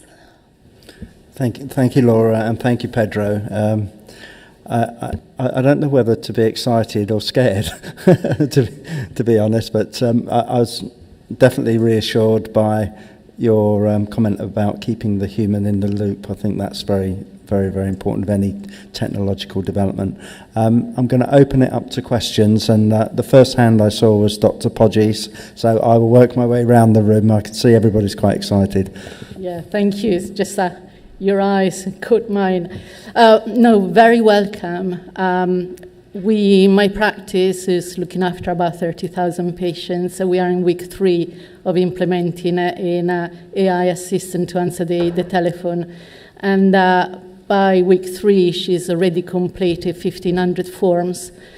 And the majority of people who completed the form are over 65. So it's really good to really helps people who might not be keen to fill up a form online and writing on the telephone, but this one using the AI assistant is really helpful. I welcome the fact that Nora is completing a form and there is a clinicians behind it. The concern I have with AI assistants, and we use a lot of AI, is what you're doing when they're hallucinating and what are the safety net. Now, in the NHS, any of the services needs to go through a very rigorous process through clinical support, clinical safety officer, and we actually bought a clinical safety officer to help us and to keep on reviewing the learning. I just wonder what's the governance behind and what's the risk. Yeah, it's not the same level from a clinical safety officer when you compare to NHS, and having worked with colleagues from the NHS and NHFT, I know how complicated it is, but what I can tell you is that this solution is also used within the NHS, so Beam, Magic Notes, the same AI technologies within some of NHFT services already, and from more governance as well. Obviously, we have a set criteria. The only difference we don't have is the clinical safety officer that you have to go through the DCB 590, something like that. Whilst in our area we do have certain rules that we go through, but it has been cleared from everywhere, from our side. And before we implement anything, we always go back to our teams to clear it. I think as well, we're just doing it in a really controlled way. We talked about having it live on the website, but we want every AI transcription to be reviewed by a clinician. I mean, we're confident that there are boundaries with it. It will only give the information that we have embedded on the platform. It's very different to Copilot. There are, like I said, there are boundaries with what it will offer. But yeah, that human in the loop is the non-negotiable part for us. Does that give you the assurance that you was looking for, Dr. Poggi?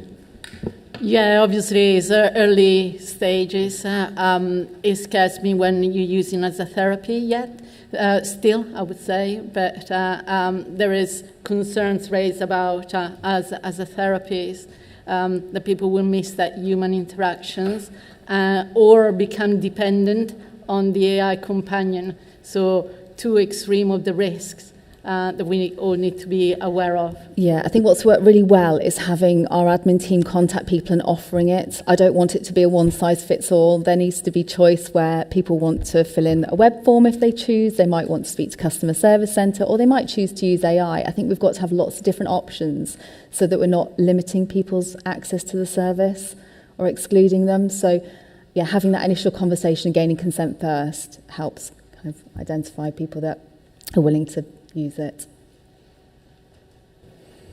Okay, thank you, Laura. I'll come to Claire and then Councillor Duffy.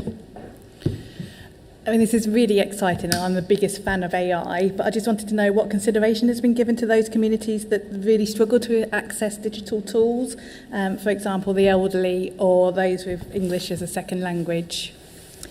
Yeah, so like I said, we didn't want it to be AI is the only route into therapy, because I'm really conscious that will exclude people. So there are still the same options to contact our customer service centre. And if people choose that they want to visit and not to be part of it, then I think we're going to kind of maintain that. The other thing about AI is kind of inclusive in a way, because it can talk lots of different languages. So I could start talking in Portuguese, which is my maiden language, and it would completely understand that. We'd have a full conversation, and then it would translate the conversation into English for Laura's clinicians to interpret the conversation, if that makes sense. There is, from the screen, I don't know if you can see, there is an interpret beta, which means there is an interpretation solution that we're currently working with Beam that allows me to talk in Portuguese, it translates to English, and when another person talks to English, it translates to Portuguese. So there's lots of different things that AI is doing well, but everything that we do is kind of really controlled. Even with this solution, we didn't go live until we tested it internally. Then we had experts by experience. Then we had other teams testing it. And then we still have admin calling the person. We know they're being called. We know we're expecting these calls to come in. So it's not open to anyone. It's very specific. It's of information gathering. That's all well and good if people are ready to think about technology, but some people that I see on a daily basis get scared by technology, and I think there's something that actually, how are you reaching out to communities to do this and implement this, rather than expecting communities to come to you? And I think you've got a risk there of widening inequalities with the AI tool as it is. So I think it's just a bit of consideration of not everybody is as open as I am to these kind of tools. Yeah, and I think that's a really good point. And I think based on what we're not changing the way we work, we're not stopping doing what we're doing right now. So people can still come to us in exactly the same way. They can contact us, they can use a website, they can just give it a phone call. The AI element is there to support us a little bit if the person allows us to do. We're not stopping both or any of the existing access points. Thank you, Pedro. Councillor Duffy. Yeah, thank you, Chair.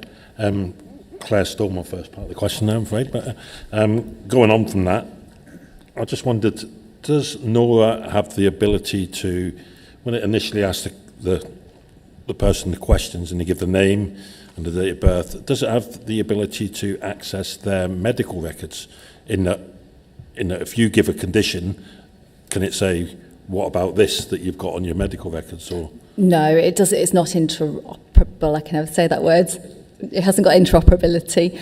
It will just transcribe the information that's given to it by the individual.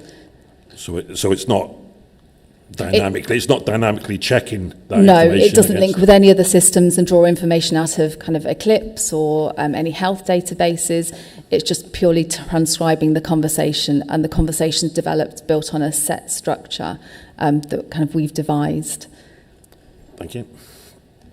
Yeah, just to add to that, there is a new function coming in that we can tell Nora that she's calling someone with this information. So we can say, you're calling Pedro because he has applied for a blue badge and he has COPD. So when Nora calls, he knows I have COPD and knows my name is Pedro, and he will take the information without requesting it again. But he doesn't interact, he doesn't access our shared care record, he doesn't access our customer management system. That is not part of what we're looking to do at all. Thank you, Pedro. I'll come to Colin and then to David. Thanks, Councillor. Really good. We really love AI in primary care, and as the ICB knows, we've been doing a lot of work in collaboration with them. What I hate to see is people doubling up. I think we need to have better conversations. We're spending time doing X, Y, and Z. You're spending time doing X, Y, and Z. And there's probably commonality, because talking to people is basically what a lot of these systems do. I would say, though, potentially in our world, we would like to see the level of certification, shall we say, if our patients are using it, because in our world that would have to be a medical device class 1, and some of the questions are going towards a medical class 2 device, which is a lot more difficult.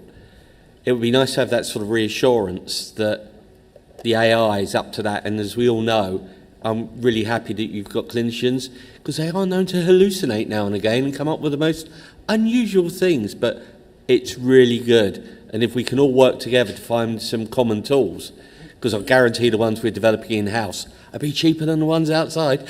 Possibly. I mean, absolutely. I think the governance process takes such a long time, and when you think that we're all doing that in our own individual teams, having something that we can have a shared framework, that if something works really well in adult social care but will work for health or a different organisation, there should be that option to kind of reach in and be able to use those tools. But yeah, no, that's a really good point about Thank you. Cat 1, Cat 2.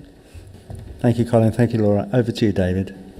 Thank you. So, really interesting piece of work, which we think could be used in other areas of the council as well. So, Brian, you're responsible for housing, but some of the housing discussions that we have within either our HRA or in our homelessness services, you can imagine that being something which can be used at a time when people want to use it. So there's some real possibilities there. I think that the question which Claire was asking was probably about how are you going to scale this up, which is where telling people about it, telling communities about it and introducing them to it is probably something that we need to think about as next steps as we look to open it up in that sense. I really like the idea of shared care records, but having known the governance that we probably still haven't got through just to share adult social care records and health records and have that data talking to each other would just limit the usability of this. So I think at the moment it makes sense to use it to improve efficiency, but also improve outcomes for people. And actually I found that voice really it was a happy voice, wasn't it? So I mean, she sometimes does go Australian, which is a bit weird. So yeah, but I do think Colin, your comments about medical devices, I think there's been all of those things around the cancer robots, I think, which were doing investigations and things like that, and all of the work that has to go through that. But you're talking about potentially 2 or 3 years of testing to get certification. No? Not for software. You can do a Class 1 medical device in a matter of a couple of days, and it normally takes potentially a couple of months for a Class 2. Software is done in a different way to actually physical devices. But like I say, we've got experts within the ICB and our general practice team that know far more about this than I do. I'm just on the periphery and a cheerleader for them. Thank you. Over to you, Jackie. So I'm coming at it from a university perspective, and I spend my life doing research and ethics and GDPR and all of those kind of things and data sharing, and I'm absolutely sure that in this pilot you've adhered to all the requirements. So I'm coming at it from a research perspective, and I appreciate that might be very different, but I think it would be helpful if I was to raise if there are any underlying, I think perhaps from this medical device perspective or GDPR issues, or do I know where because I was watching it and I would say I'm a cautious positive AI person because I see it in multiple ways and it slightly does scare me, and I know that we're still finding our way around it from an ethics point of view. So I'm just really flagging up that it might be worth considering those issues at this very early stage. Pedro or Laura, did you want to come back on that point? Yeah, I don't mind. So I mean, from our perspective, because of how our governance is set, we have to take those in consideration immediately when we're setting up. So both from a Magic Notes perspective, so Magic Notes is a transcription tool for those of you who don't know. It allows us to record a conversation. That's been our first solution and records the person as well. So that has been live within North Northamptonshire since January last year when we started the pilot, and now it's fully live integrated with 300. So we had to go through that governance, so it's the same. Obviously, in terms of your research, you probably would do additional checks. If I remember correctly, working in the past with the University of Northampton, you do go through quite a lot, which we might not have the same. But from more governance, everything has been cleared. In terms of the Class 1A, 2A, I think it's difficult because this is not meant to be a medical tool. It's, like we said, it's gathering information on our behalf. It might go into some kind of medical questions, but it's not giving the person suggestions on what treatment the person needs to have. So maybe that's the kind of conversation we need to have, is whether is it appropriate for us to explore it, and if so, fantastic, we can all work together. We might need that kind of information. I think that's where we felt the boundaries were at the moment, didn't we, in terms of not wanting to give advice, not wanting it, because that's where I feel there's the potential risk. If we've not got oversight, somebody being told that they would recommend go and get a level access shower or a piece of equipment, I'd rather that suggestions are made about voluntary organisations that can support, whilst people waiting for that conversation with a clinician or that additional kind of resource from the actual therapy team. So yeah, that does make me nervous if it's offering advice. I I feel comfortable in the space it's working in at the moment. Okay, thank you. I'm going to come to David, and then, is it Luke? David first, please. Thanks. Yeah, love it, and loved the presentation as well, really energising. I suppose maybe just a reflection for us as a board, because the templates are the important bit here, aren't they, in terms of they set out what the tool can help you do. It's an automatic kind of collection mechanism rather than kind of, artificial intelligence in that sense necessarily. So I suppose what I'm just thinking in my mind's eye is that we don't as a board get too bogged down in some of the more process efficiency opportunities that the technology presents us with, but that we are ambitiously then seeking future innovation across AI deployment rather than adopting a cautious position. And you've given us the reassurance about your red line. I think you described it as kind of a clinician always being in the loop somewhere. Those kind of things are really important for us, and we could take a position that is something we want to see in all AI deployment, but we're ambitious for the technology and we want to see more of it at a greater pace, etc., etc. That's kind of where my head is at with the conversation. Thanks. Thank you, David, and probably about in the same space as where I've got to with it. Luke, you wanted to make a comment? Yeah, it's just 2 points really. Obviously, a big thank you for that. That was really good, and I'm a big fan of AI myself. I suppose my worry is a little bit in terms of what are the fallback options in terms of the system crashes. It's cloud-based. We've seen some big providers recently go out of sync for a number of days, really. So that's one thing in terms of the backups and really how fail-safe is it. And would we lose capacity by relying too much on it? So can we then go back? And then just the second one, it was on Jacqueline, what you were saying, that we could be missing or losing something in terms of not having that human connection, in terms of the subtleties of talking to someone and getting information, building a relationship. So it's something around, you can't put your finger on it, but something that we're missing. I mean, I'm sure at one point this will be an AI suite, won't it? We won't be here. But there is something there that I think we could lose something quite special around that. Yeah, that's a really good point. I think that's what a lot of the team fed back that they were concerned about. That's where they get the enjoyment from their job. They love going out and interacting with people. And like I said, you need those visual cues to come back as to inform your decision making. So I don't see this being as a tool that is a mandatory for everyone to use, to have. Same with Magic Notes. It works really well, but some people work better without it. So there should be that choice there.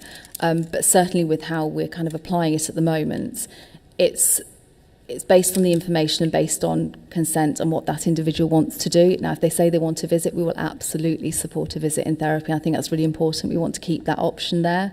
We don't want to drive everyone down this AI route if actually there's more value by them having somebody come and visit and have that conversation in person. I can't remember what you said. What was the first question? Sorry. Government. Oh. So regarding the first question, I think it's a great point, and I think this is a conversation we're going to have for the next 10, maybe 15 years. But the problem is, what is the solution? We either leave people to wait on a waiting list for another 3-4 weeks, which we could have seen early and actually fix the issue because now we have the information, or we might not be able to carry out a review, a 12-month review, for example, from adult social care, or and instead we do at 18, but within the next 6 months' time, there's a deterioration. So it is really hard to find a middle ground, and that's what we're trying to do. We're exploring. We are pretty much the first authority in the UK that is doing something like this. We are pretty much at the forefront when it comes to utilizing this technology in the same way. So there is something really good from us, and we're leading on this, but we're leading it, and it's being built by our experts. It's not me, it's Laura, it's our team, it's our adult social care principal social worker. We're coming together to build something that gives us some safeguardings about it. In terms of what happens, if there's a default, or if the solution doesn't work, we can always default to what we usually do, which is, if I'm meeting someone today and I'm recording a conversation with them, I've met with them, I know some of the conversation. We haven't had any issues yet. There's been reported. We haven't had any false, the servers have always been stable, but it could happen. if it does happen, we always have that default where we know something is wrong, we know the people we called, and because we're expecting the call to come to us, it's not simply just open, we can always go back to people and say, this has failed, we need to talk to you. So that's how we're building these measures, is making sure that we have something in the background that we can say, actually, this didn't work, we need to figure it out. But it hasn't happened yet, we haven't had any issues so far. But I think we also need to recognise we don't want to lose that skill set within our workforce as well. So being curious, using your observational skills, all those things that we just need to keep people aware of and actively using, because I suppose it becomes very easy to rely on solutions. It becomes, second nature. So we want to make sure that we continue to embed those skills, really. Thank you, Laura. I'm going to bring Prince in, and then I'm going to wind the item up, if that's okay with everybody. Thank you, Chair. And thank you for that presentation. I think there's a lot in there. We've just come up with a particular tool, so I get a bit of what you've just said. But I think it's important as well as a board that we also address this in its entirety and challenge appropriately. In terms of the engagement and the feasibility studies that you've conducted, do you have numbers in that area? How many people in terms of demographics and whatnot? Is it? Let me ask my questions and then I'll let you come back in. Is that okay? So sorry, how many people we've contacted and involved with the project to so kind far? Of sample I think it's about 180, 185 people. And what age range? What ethnicity? What was the? Do you have those data with you? I don't have it with me, no, but we can certainly share that afterwards if that would be interesting. Okay. Yeah, we can share some of the details behind it as well. But I think across all age ranges, we've tried it in two different ways. So we tried it at the front door with our customer service centre, and we've also tried it with people already waiting on our therapy waiting list as well. So we felt that at the customer service centre for people coming in would be the most appropriate place to be able to use it. But yeah, I can get those figures shared after this. Thank you, Chair. This so that would be very helpful and useful to enable us to understand a bit more in terms of those engaged with. You did mention also regarding the, correct me if I overheard that, in terms of taking videos, people giving consent and having videos taken or pictures taken and things like that. In terms of the ethics around that, again. How is that kind of protected, because that is invading people's kind of privacy in their own home? And I think the last thing I want to add to that will be, what is the limitation of NORA? That's a really good question. I don't know. I don't know what the limitation. I think we started with NORA with probably one of the most complex agents we could have created, which is therapy. And because of all the different things it can do, it is extremely smart. Like, it could be making decisions if it was asked to do. We do not want it, but it's extremely smart and understands different dialects, it understands different languages, it knows what to do. So we don't know what the limitations are so far, and we don't know to what point it can extend. But I think that's what we want to set, isn't it? With the AI strategy, we want to set kind of where those boundaries are with how we use AI, and I think we've got to be really clear on that. There is always a fail-safe in this when it comes to NORA. This is not a movie kind of AI where it's going to take over and gather all information. For example, all the information that we have is deleted within 60 days. We don't see it. It's not stored forever. The back end is just there for us to look at it, make a decision, and then it's deleted within 60 days automatically, and it's deleted from the web. It's not used to machine learning. We don't use the information for anything else but the report itself. I forgot what the other question you asked was. It was the 8x8, sorry, I've got that now. So from an 8x8 perspective, the way it works is obviously when you call the person, 8x8, if you used the council site, you can call anyone using 8x8. We do have an option where we can ask the person to give us consent to access their camera, and basically a notification that comes on their screen is explained by the clinician, and the person has to press yes twice to give us consent to access it. So that's where the information comes in, and where the person gives us consent to use the camera, and then we ask them to point the camera to the right place, and we say we're going to take a video or a picture of your access, and if they say yes, that's fine. Obviously, if they say they don't want to give us access, then they will simply say no. It makes sense? Thank you. Yeah, thank you, Chair. Sorry, I have to make a leave now because my door is stranded a bit, so sorry, I have to make a leave. Okay, thank you, Prince. Noted, and thank you for your contributions today. It's very much appreciated. Thank you both, Pedro and Laura, for that. Again, I apologise for the heat in the room, but you'll be very pleased to know that all the questions that I had written down about this have been asked by colleagues around the room, so I'm very happy about that. So for the board, we're asked to note the work that's been done in this area, and I think we can safely say that we really very much appreciate what you're doing, the pioneering nature of that work, and I for one have got some reassurance around some of the safeguards that you've built into the system already. So thank you very much indeed for your contribution today. How's everybody feeling? Do we need a 5-minute break now? Hands up if you feel that we need it. What? Only one? Well, Kerry, if you want to go, but we'll carry on with the next item. Just wanted to check in on that. So we're going to move to agenda item 10, which is the Better Care Fund end of year plan and the plan for 26-27. Just for the board's noting, the Better Care Fund has been crucial in supporting people to live healthy, independent and dignified lives through joining up health, social care and housing services seamlessly around the person. We have 2 papers to consider today. The end-of-year performance report for 26, I'm assuming that's 25-26, Lisa, and the performance template and narrative plan for 26-27. So with that, I'd like to invite David Watts to introduce both items, please. Thank you, Chair, and apologies from Sam Fitzgerald, who would have been here to present that, but due to a family illness isn't able to today. So I'm not going to labour over this too much. I cannot be as entertaining as Nora was, and I'm also not trying to take over the world.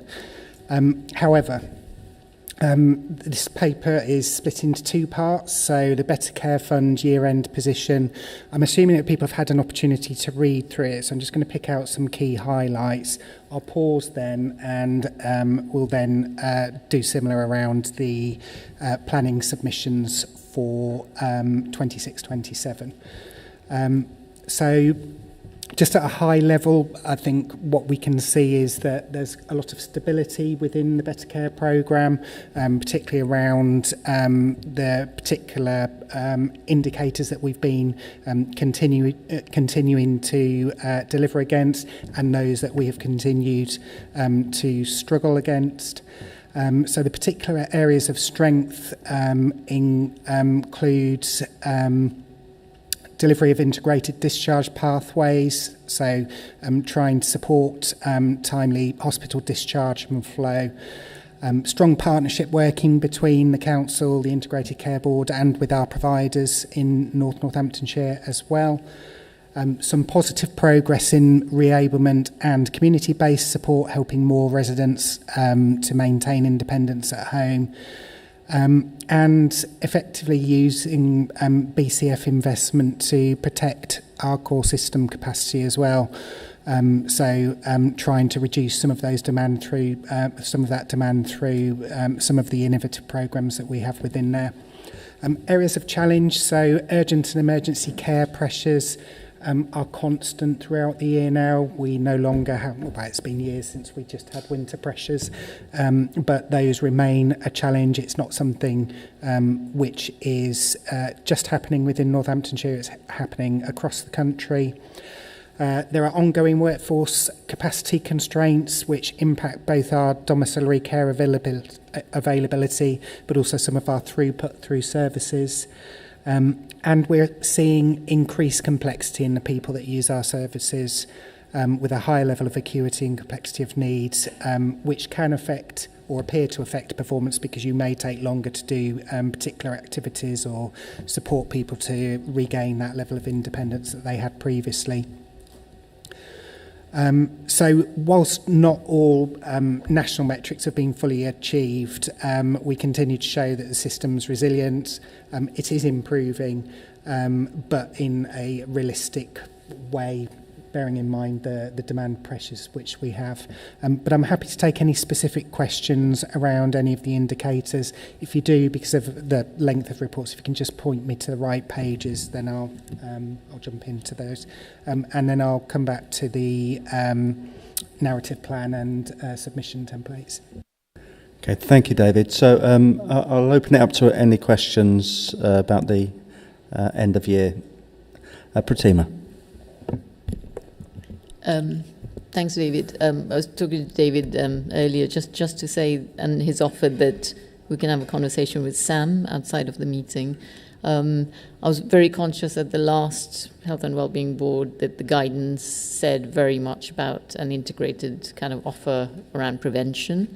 And just so I know that the planning would be going on for beyond this financial year into 27 and beyond. So just wanted to know how that is going, but also just I just think there's an opportunity with the Better Care Fund to be left shifting, and I guess when I see the Better Care Fund reports, they feel very technical around, and rightly so, and I'm sure you would understand it. I don't always understand the impact it's all having really on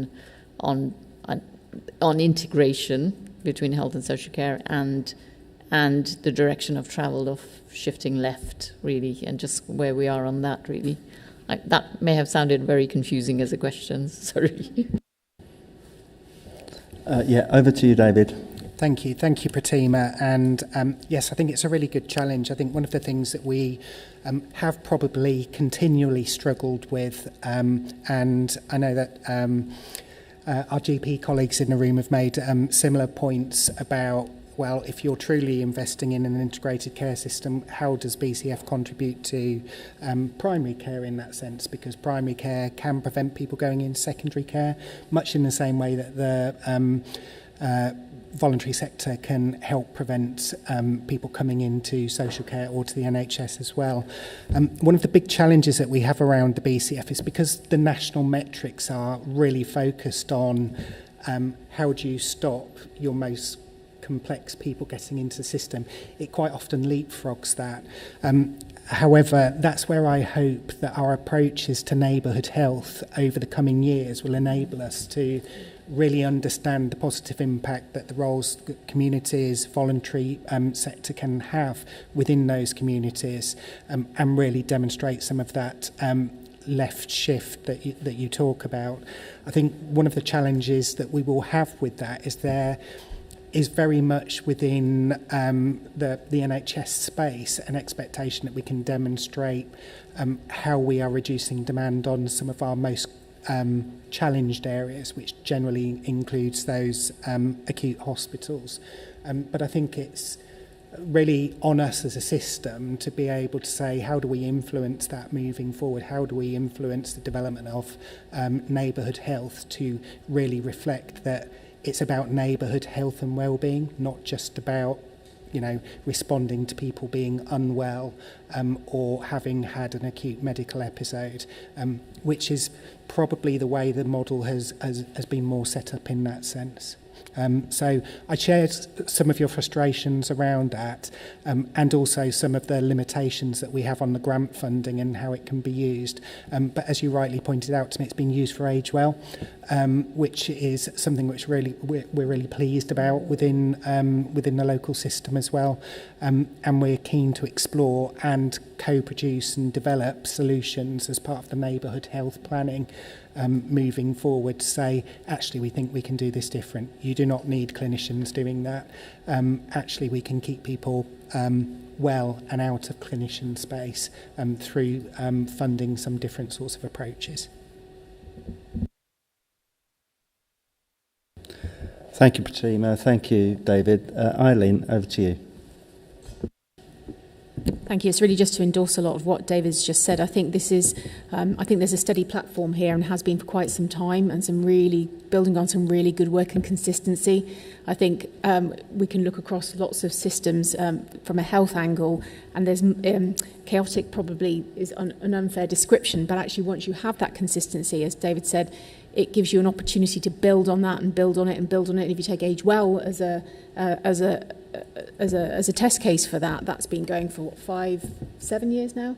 But because of its, it breeds success, and so that I think that is taking the positivity of this, understanding some of its limitations currently. The trick will be, of course, how do we keep all of this going, meet the demand that David's just talked about in terms of the pressures, particularly around the health end, whilst doing that left shift and moving things into the prevention space. I think it will be a both, not an either or. I think we'll have to, certainly as an ICB, that's something we need to look at.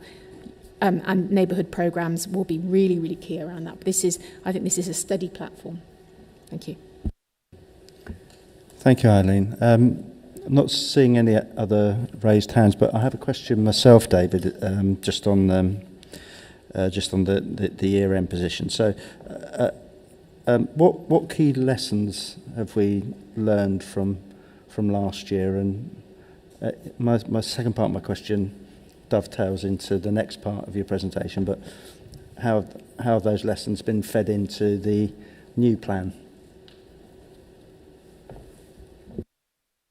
Thank you, Chair. So certainly from a Northamptonshire perspective, because we've taken a slightly different approach across the whole of Northamptonshire around the way that we've provided building-based reablement, we've been able to compare and contrast the different outcomes that we've been seeing across the system. Slightly nuanced models with NHFT leading the approach in West Northamptonshire, and having a therapy led by our community therapy team, so Laura's team as well, and our reablement team in Thackley Green in Corby, gives us the ability as a system to say, actually, is one model giving better outcomes? How do we use that to inform and shape our progress moving forward? So I think that's probably... Sometimes you want to do everything the same, but sometimes it's good to take different approaches so you can compare and contrast and look at the outcomes that are being delivered by both. Thank you. If there are no other questions, David, could I ask you to move to the second part of your presentation? Thank you, Chair. So the second part sort of sequences nicely after this. I always find it really strange that we're always submitting our plans for 26-27 when we're already a quarter of the way into the year. But that's the nature of when planning guidance comes out, unfortunately. Largely speaking, what I would say around our narrative and financial plan for this next year for the Better Care Fund is largely a roll forward of the previous plans that we've got. Mainly because we're awaiting some of that more detailed guidance around neighbourhood health coming out, and thinking about some of the discussions nationally being about, will some of the funding through BCF be potentially used in that space. So what we wanted to do was maintain stability over the next year. However, if there was any key points that I would pick up on, I think primarily one of the bits which we still need to try and move forward on, we continue to face financial challenges as a health and social care system, and our plan does try to address that. However, that remains a challenge for us moving forward. I think we always set these plans knowing that they're going to be very difficult to deliver moving forward across the system. Better Care Fund is one element of that, but it is an element where if we can pull those levers differently, that it can have positive impacts on some of our provider services and on primary care as well. So we continue to try and focus on that moving forward. But again, happy to take any questions on either the narrative plan or the financial template that gets submitted alongside it. Thank you, David, once again. Any questions for David? I see.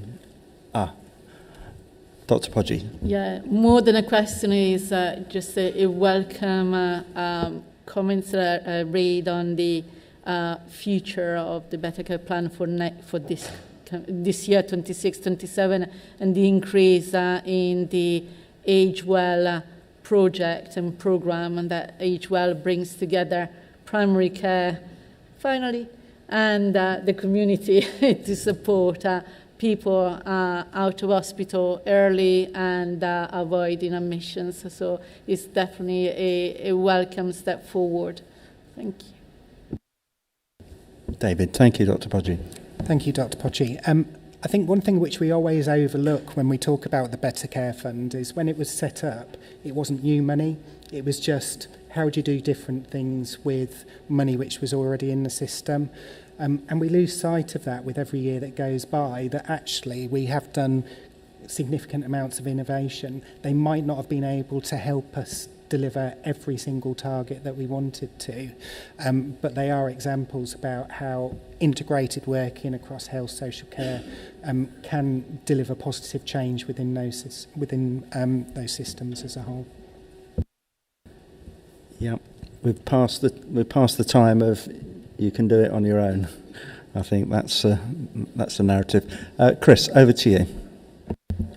Hello, thank you. Just on, I think it's on page 4 of the narrative, it mentions 2 agreed innovation projects, and one's about exercise at home.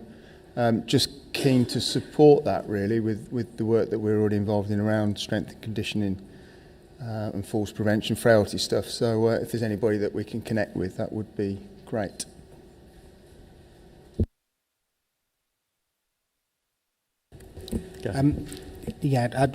Just my nod says it, so absolutely we can do that.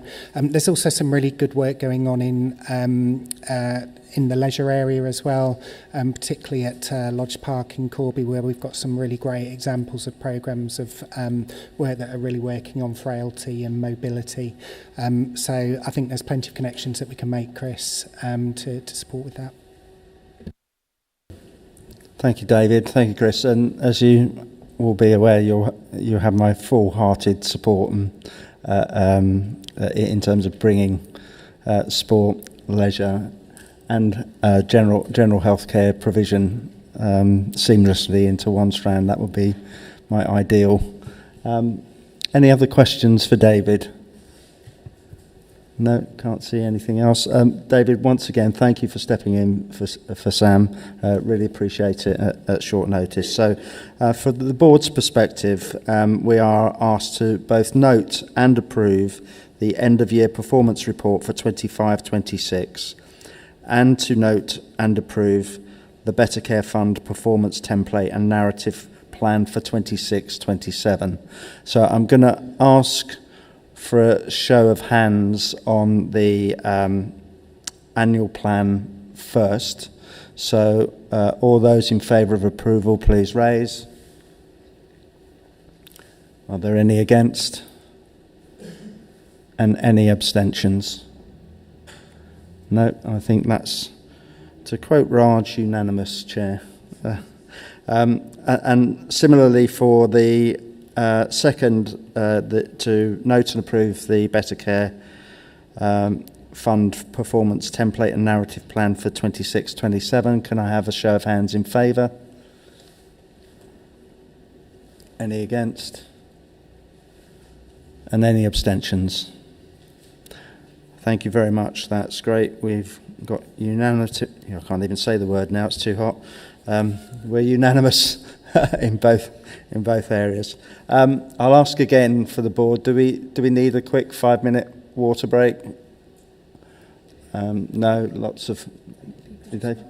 If you need to get up, please feel free to get up at any time. But we'll move ahead then to agenda item 11, which is the Pharmaceutical Needs Assessment Process Review.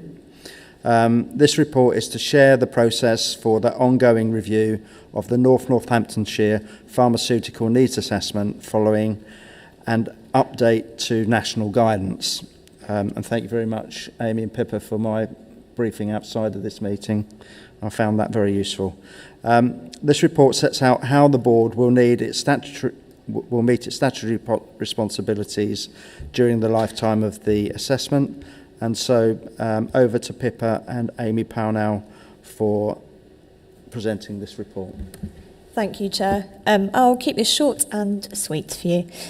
So today I'm presenting this report to seek approval for the proposed process to review the Pharmaceutical Needs Assessment, or P&A for short. This follows publication of the P&A, which was in July last year, another hot day, if I recall, and it reflects the updated national guidance. The Health and Wellbeing Board has a statutory responsibility to publish and to keep under review a P&A. So following the publication, the P&A applies for a period of up to 3 years.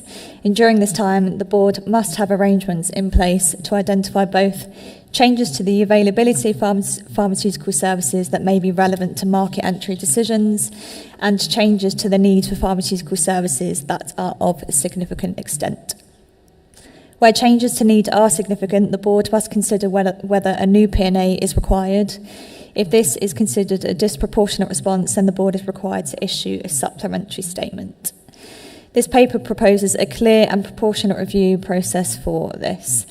It introduces a P&A steering group to support the consistent and timely decision-making, and the board will retain the overall accountability and strategic oversight for this. So this process, as listed from page 179 in the agenda pack, is as follows. Relevant changes such as pharmacy closures, relocations or service changes are notified to Public Health. Public Health will undertake an initial screening to assess whether this change affects service availability. As well as this, Public Health will undertake an annual review to assess whether there is significant change in population need that hasn't already been identified or somewhat forecasted in the current P&A. Where there is uncertainty or potential significance, the issue is considered by a P&A steering group. If the change is not relevant to market entry decisions, it's recorded for the next P&A. If it is relevant, a supplementary statement is prepared by the steering group. Supplementary statements are approved under delegated authority and reported to the board through annual updates. This approach ensures that we meet our statutory duties, it reduces the risk of legal challenge, and it supports timely and proportionate responses to any changes in service provision. So the board is asked to approve the proposed review and supplementary statement process, to agree to delegate operational responsibility to the P&A steering group, and to receive annual updates on changes and supplementary statements issued. Thank you, Chair. Anything, Pippa, you want to add to that comprehensive run-through of the report? You happy? Okay, open this report up for questions. Colin. Just wondered, the fact that pharmacies are going to be coming under the ICB for the first time, or are under the ICB, is this going to affect the actual process at all?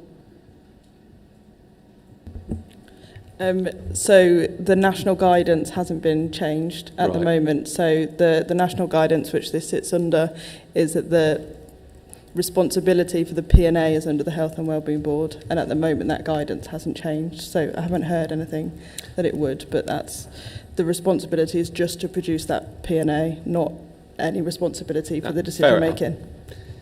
Too many meetings, too many groups. That's a good question, Colin. Thank you. Any other questions? It's a fairly straightforward subject, I think. So if there's no other questions, then the board is asked to approve the process set out in this report, the delegation of operational responsibility to the P&A steering group, and receive an annual update to this board on any changes. Can I see a show of hands in favour? Any against? David, are you against? No. Okay. And any abstentions? No, thank you. We'll record that as approved. I am going to take a short 5-minute break, comfort break now. Perhaps not for anybody else, but for my own personal reasons. So can we be back just after 25 past 4? Thank you.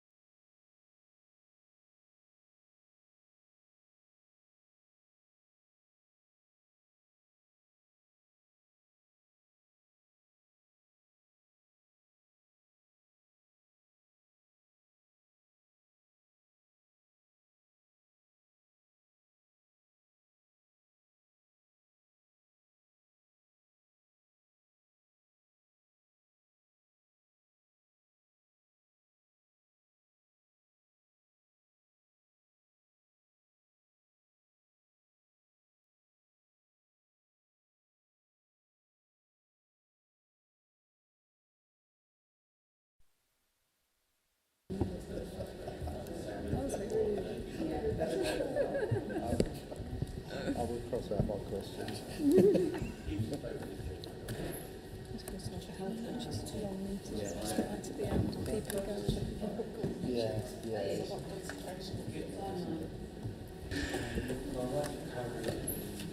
Okay, everybody, we'll resume and go on to agenda item 12. There's just two more items on the agenda, so we're nearing the end of a very warm meeting. But the ICB Neighbourhood Plan, this report outlines the proposed role of this board in the Integrated Care Board Neighbourhood Health Care Plan.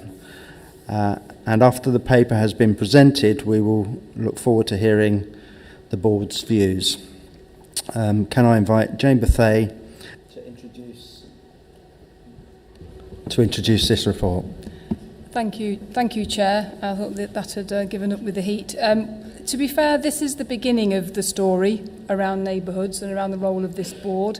So it will be a short discussion today, but I thought it would be important to bring it to the board because the way that the neighbourhoods work and the new models of care work is rolling out and what the implications of that are is actually that does impact this board directly, but also gives us opportunity to work differently together as a board, because this board is not just about health, it's about a whole range of different partners coming together around the health and well-being of our population. So Mike's going to give a little bit of this description of what we do know that the role of the board is going to be. I think that the information that's out there nationally is a little bit limited at the moment, but let's get ready for what this board might be asked to do. And then I'm going to finish off with just a couple of minutes of what we're doing so far as a health and wider partnership in the North around trying to prepare for this piece of work. So over to you, Mike. Thank you. Thanks, Jane. Thanks, Chair. So I'm going to start by outlining an overview of the proposed responsibilities of the Health and Wellbeing Board within the ICB Neighbourhood Healthcare Plan. And there are 4 of these. They're in Table 1 in the paper. They're all to do with the strategic and system leadership aspect. The first is to set direction in terms of defining the priorities and the outcomes, leading the planning. So this will be overseeing the development of the neighbourhood health plan, bringing systems together, so this will be alignment of healthcare, local authority, VCFSE and other partners across the local system, and to ensure delivery, and this will involve monitoring outcomes and to ensure that inequalities are reduced and progress is being made. In addition, there are certain activities for the Health and Wellbeing Board which will have been outlined as well. So the first are about setting clear population priorities and outcomes, and these should be based on the joint strategic needs assessments that indicate the inequalities and need on a local level, and also the population priorities that are agreed to ensure alignment across NHS, local authority and the wider service partners as well. The second category is about the development of the neighbourhood healthcare plan, and this involves the new neighbourhood health centres, which are community-based places where people can meet most of their health needs. So this will involve the bringing together of GP services with community, local authority and civil society sector services. And the Health and Wellbeing Board will develop a priority plan for how neighbourhood health centres should be developed. They will also bring together the ICB and local authority plans and provide a strategy, again, to ensure alignment, and also recognising and supporting the sustainability of the voluntary community faith and social enterprise sector as a key partner to delivering neighbourhood health. The board will strengthen place accountability, so they'll clarify the role of place boards. It's anticipated that these place boards will be more focused on delivery and implementation, service design, resource alignment, rather than the more strategic functions outlined for the Health and Wellbeing Board in this paper. And the boards will also oversee outcomes and impact, so ensuring that the improvements achieved as a result of these activities and the actions are recorded and monitored. Thank you.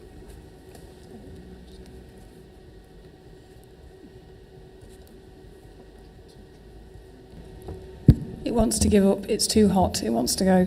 But just to say that in a strange way, what's being proposed is not wildly different to how this board already takes responsibility for the health and wellbeing strategy. So the health and wellbeing strategy, the progress on here, that's why we had financial resilience here on the agenda. You'll know that every time we meet, we talk about another part of that strategy and we get oversight of progress. So in some ways, it's not wildly different to that. The key issue is that it's part of a wider infrastructure, though. So at the moment, we have the Health and Wellbeing Board, and underneath that, we have North Place Board, and lots of people in this room, at their organisations or themselves, attend that particular board. And I'm looking at Chris and Pratima, for example, Kerry. So what we are looking at locally is saying, what can we do to prepare for this new future?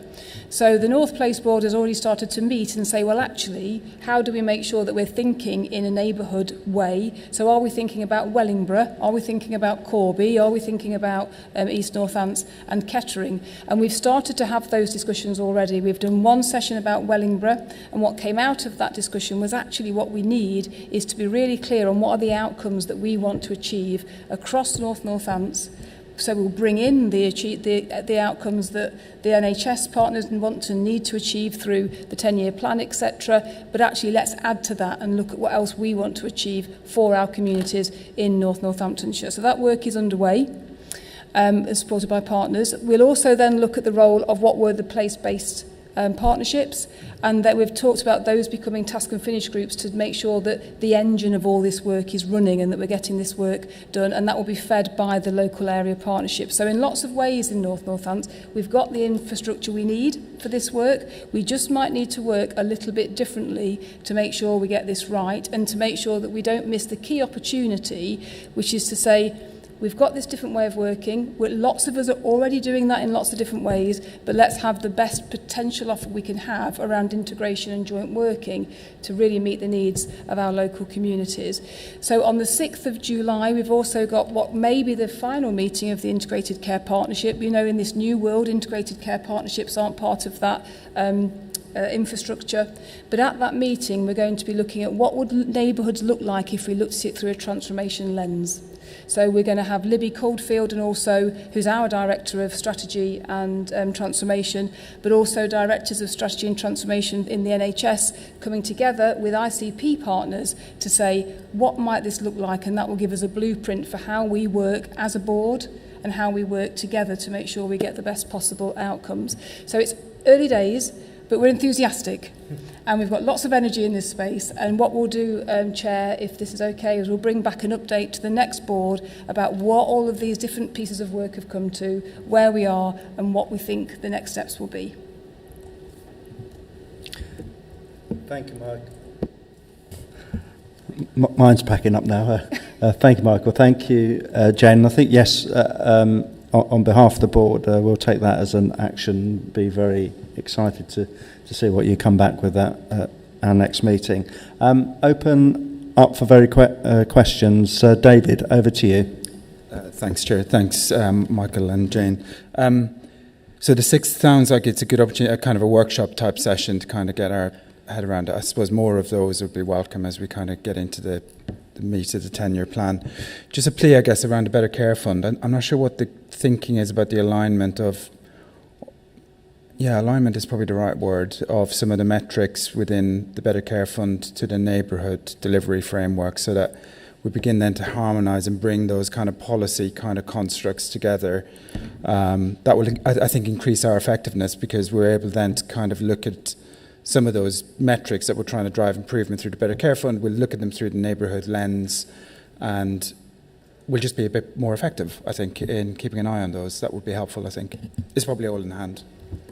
That's a really good point, Dave. And just say that Mike has agreed to lead the work around what developing that outcomes type dashboard that we want to develop. And so part of the work that's going on at the moment is to say, what are the key metrics of lots of different areas of work, and how do we bring those together in a place where we can get a really good sense of how our neighbourhoods are doing, and are we reaching those kind of, I suppose, ambitions for our neighbourhoods, because ambitions for neighbourhoods go far beyond KPIs, don't they really? We need to make sure we're taking an outcomes-based approach to this. So that work is ongoing, but the ICP workshop on the 6th, again, is the first step. So hopefully we'll be able to use that to start developing that kind of blueprint of how we go forward. But yeah, absolutely take your point about BCF. Claire, over to you. Thanks, Jane. I just want to sort of reiterate the point again about what consideration has been taken to include the voice of communities and those with lived experience in the design of neighbourhood health, and in particular the new neighbourhood health centres. Neighbourhood health centres sit outside my remit, Claire, but we do have Eileen with us from the ICB who might want to make a point. But certainly everything that we do, we want to make sure we've got that lens of the community. So we talk also about how we might want to refocus the work of the local area partnerships as well to make sure they're really strong with that community voice. It's really important that we get to the place where we're really clear what better looks like. And that's going to need the voice of the community. Eileen, did you want to come in on that? Only to add that it is relatively early days, but certainly the team that work with me around this space will be definitely engaging in both with primary care and general practice, but also with our communities. There's no point in, I think that the beauty of this, if we get this right, it's moving away from thinking we know what's best, because obviously we've got experts in their field, and that's right and proper, but there is different things. Neighbourhood will mean different things to different people. There'll be a core offer, but just making sure that nobody gets left behind, because 5 miles down the road might need something completely different and a different focus, but will definitely, that engagement is taking place. Thank you. Thank you, Eileen. Are there any other questions that people want to raise? Clearly, very early stages, but appreciate and welcome the offer to bring back to the next board an update following the meeting on the 6th of July.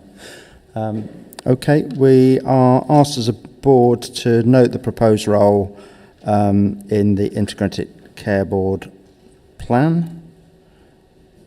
Happy to do that. Not seeing any dissensions.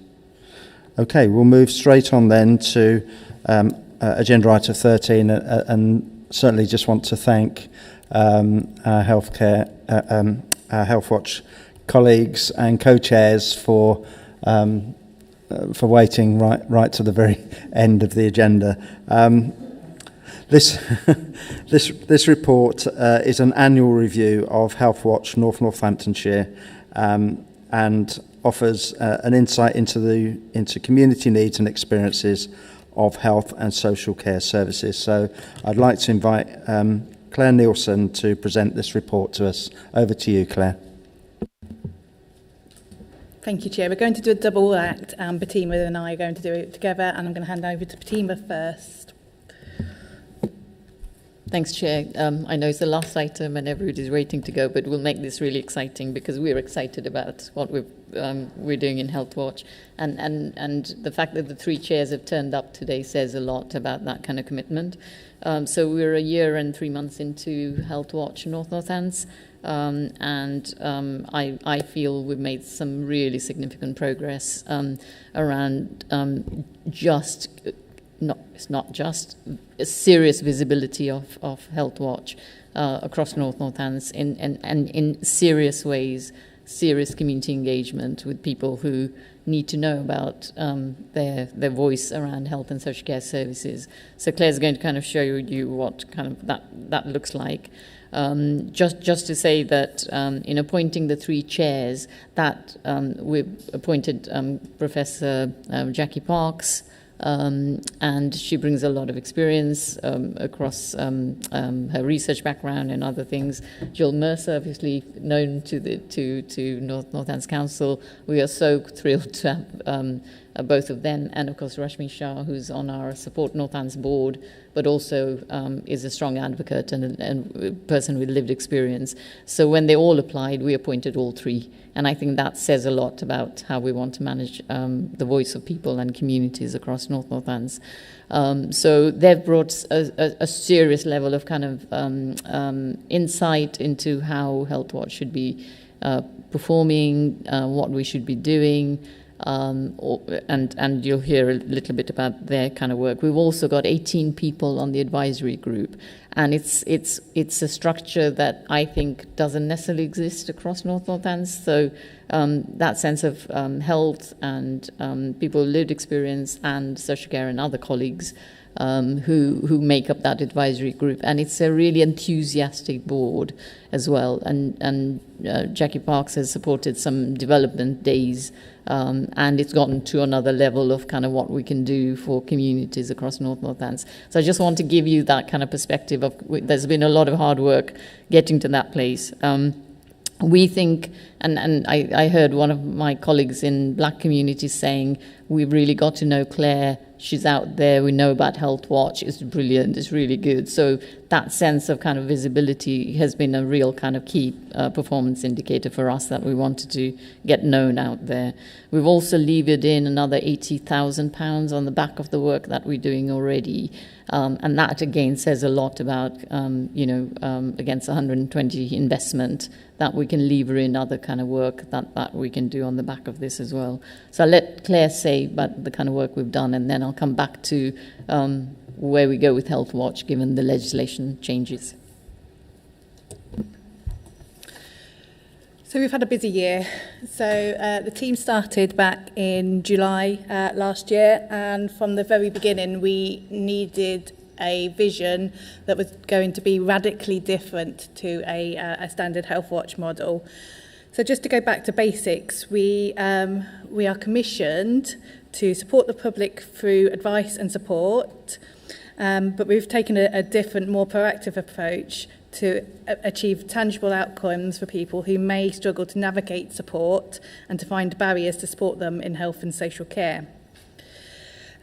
We gather real-time insights into people's needs. We are out there at the moment, being there, seeing those, and visually being part of those communities. We're proactively engaging with all communities, and particularly targeted communities within the health and social care plan for reducing health inequalities, so those with protected characteristics. A part of our role is also then to bring that feedback back to structures like the Health and Wellbeing Board and provide evidence-based insights to improve your planning, commissioning and services. And our project-based work is demonstrating change required in services and systems and working with stakeholders to influence real change.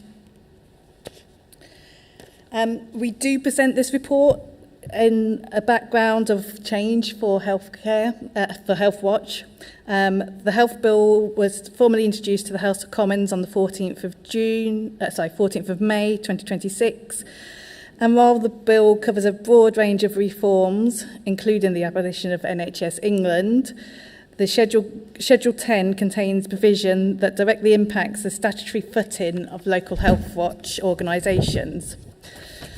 The bill proposes a fundamental shift from an independent commissioned watchdog model towards a duty-based system where integrated care boards and local authorities are directly responsible for community engagement. The bill replaces the independent watchdog mechanism with enhanced direct duties for commissioners to listen to the public.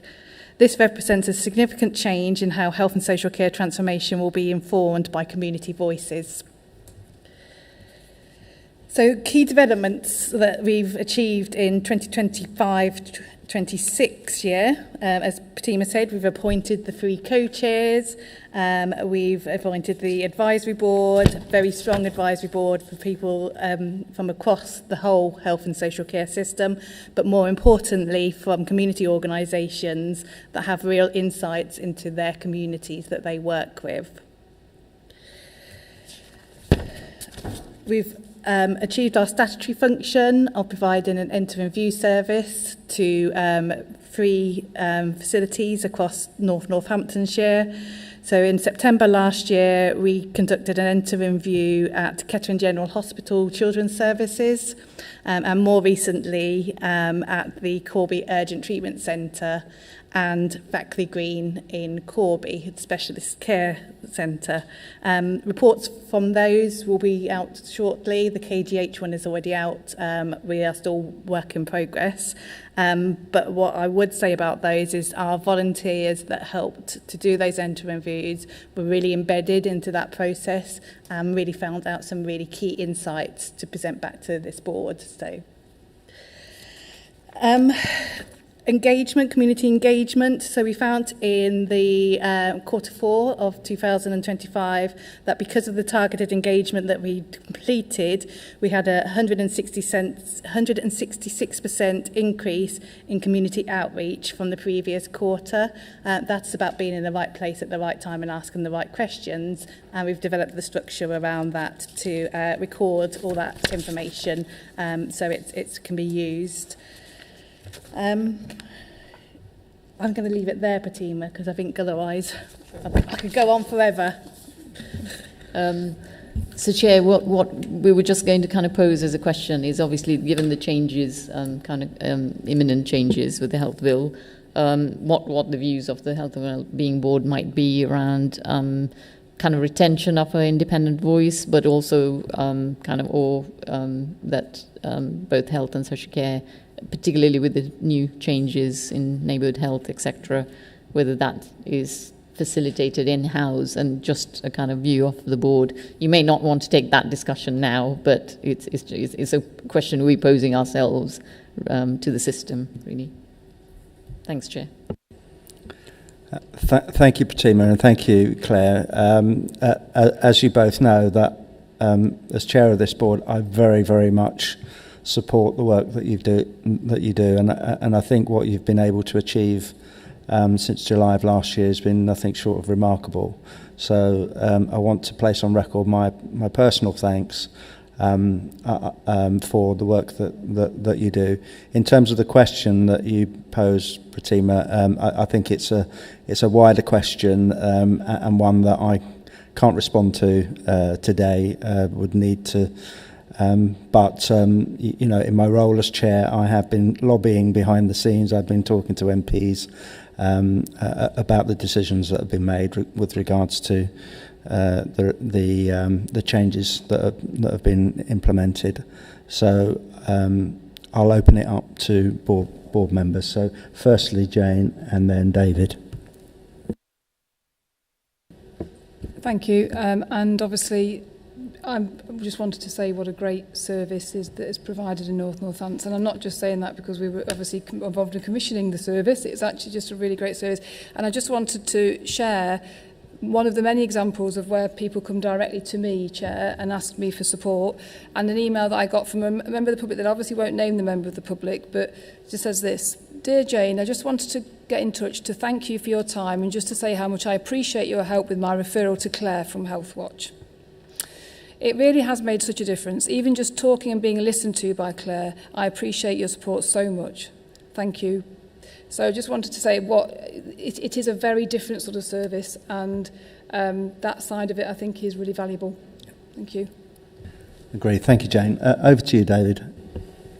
Thanks, Chair, and thank you for presentation of the report. Found it a really interesting read.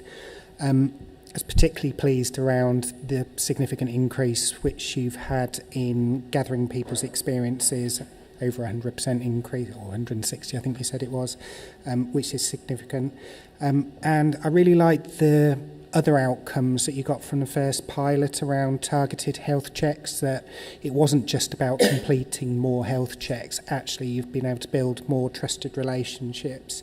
And I think that bodes well for the second pilot around hopefully reducing vaccine hesitancy within some of our communities that are perhaps less trusting of vaccine programmes at the moment. And then just on your final point, obviously not making a decision today, but I've always been really pleased that there's always that external scrutiny, there's always that challenge, there's always an organisation that people can go to support them in challenging or recognising the role that health and care services have had for them. So certainly as we have those discussions moving forward, I'll be speaking in support of that, but we need to obviously find ways of making that happen. Thank you, David. Jackie, over to you. Yeah, I didn't want to steal Claire and Fatima's thunder, but I just wanted to make a point in terms of the challenge that I think has been identified that Healthwatch can bring, and the extent of work that doesn't just go on an individual level, but in truly representing and seeking ways to represent the diverse elements of community at a time when we really should be looking at how we engage locally with communities. And I think the dovetailing of neighbourhood plans with that voice, which is absolutely paramount, it's I'm very concerned, I think, that, we had PPGs, Healthwatch is now taking a challenge, and I think when we should be listening to the diversity. So I really wanted to just say, excuse me, that it's a real honour to be able to represent Healthwatch North Northants and to be able to represent them at a strategic commissioning level. It's a very little known fact that I was heavily involved in Healthwatch coming to Northamptonshire in the first place, so it's almost going full circle, but it is. I do a lot of work in Corby along with the Orchard Project and other work in the north of the county, in the CDC and other work. So it's a real pleasure to be able to champion the cause of Healthwatch at strategic commissioning. And it was a pleasure to take on the role. Thank you, Jackie. And I think you're in a room with many willing supporters of your view. So thank you for that. Any other questions? No? Okay, well, thank you, Claire, and thank you, Pratima. The board are asked to note the significant progress that Healthwatch North Northants has made to date. Note the reach and trust that Healthwatch North Northants is building across local communities and the emerging community voice it is developing to influence change and improve services. The board is also asked to note the value that the co-chairs and the advisory group are providing to improve health and social care services, and the need for this arrangement where key stakeholders can come together and support the developments across North Northamptonshire. And to support the work of Healthwatch North Northants over the coming year to ensure that Healthwatch chairs, advisory group and managers are involved and influence decisions on the future developments given the national legislative changes. So I think on all those points, I think the board is unanimous. So thank you very much. I don't think we need a vote for that one because we're not approving, but yeah, I think around this board we really do appreciate what you do. And as chair of this board, you've got my full support. Any influence I can bring, I will do. Okay, I think there being any other business, have we been notified of any other business? No. Okay, well, that brings to a conclusion today's meeting. I want to thank everybody for their perseverance in this very hot and humid room, and thank you all once again for your significant contributions to the Health and Wellbeing Board today. Wish you a safe journey home, and we'll see you at the next meeting. Thank you.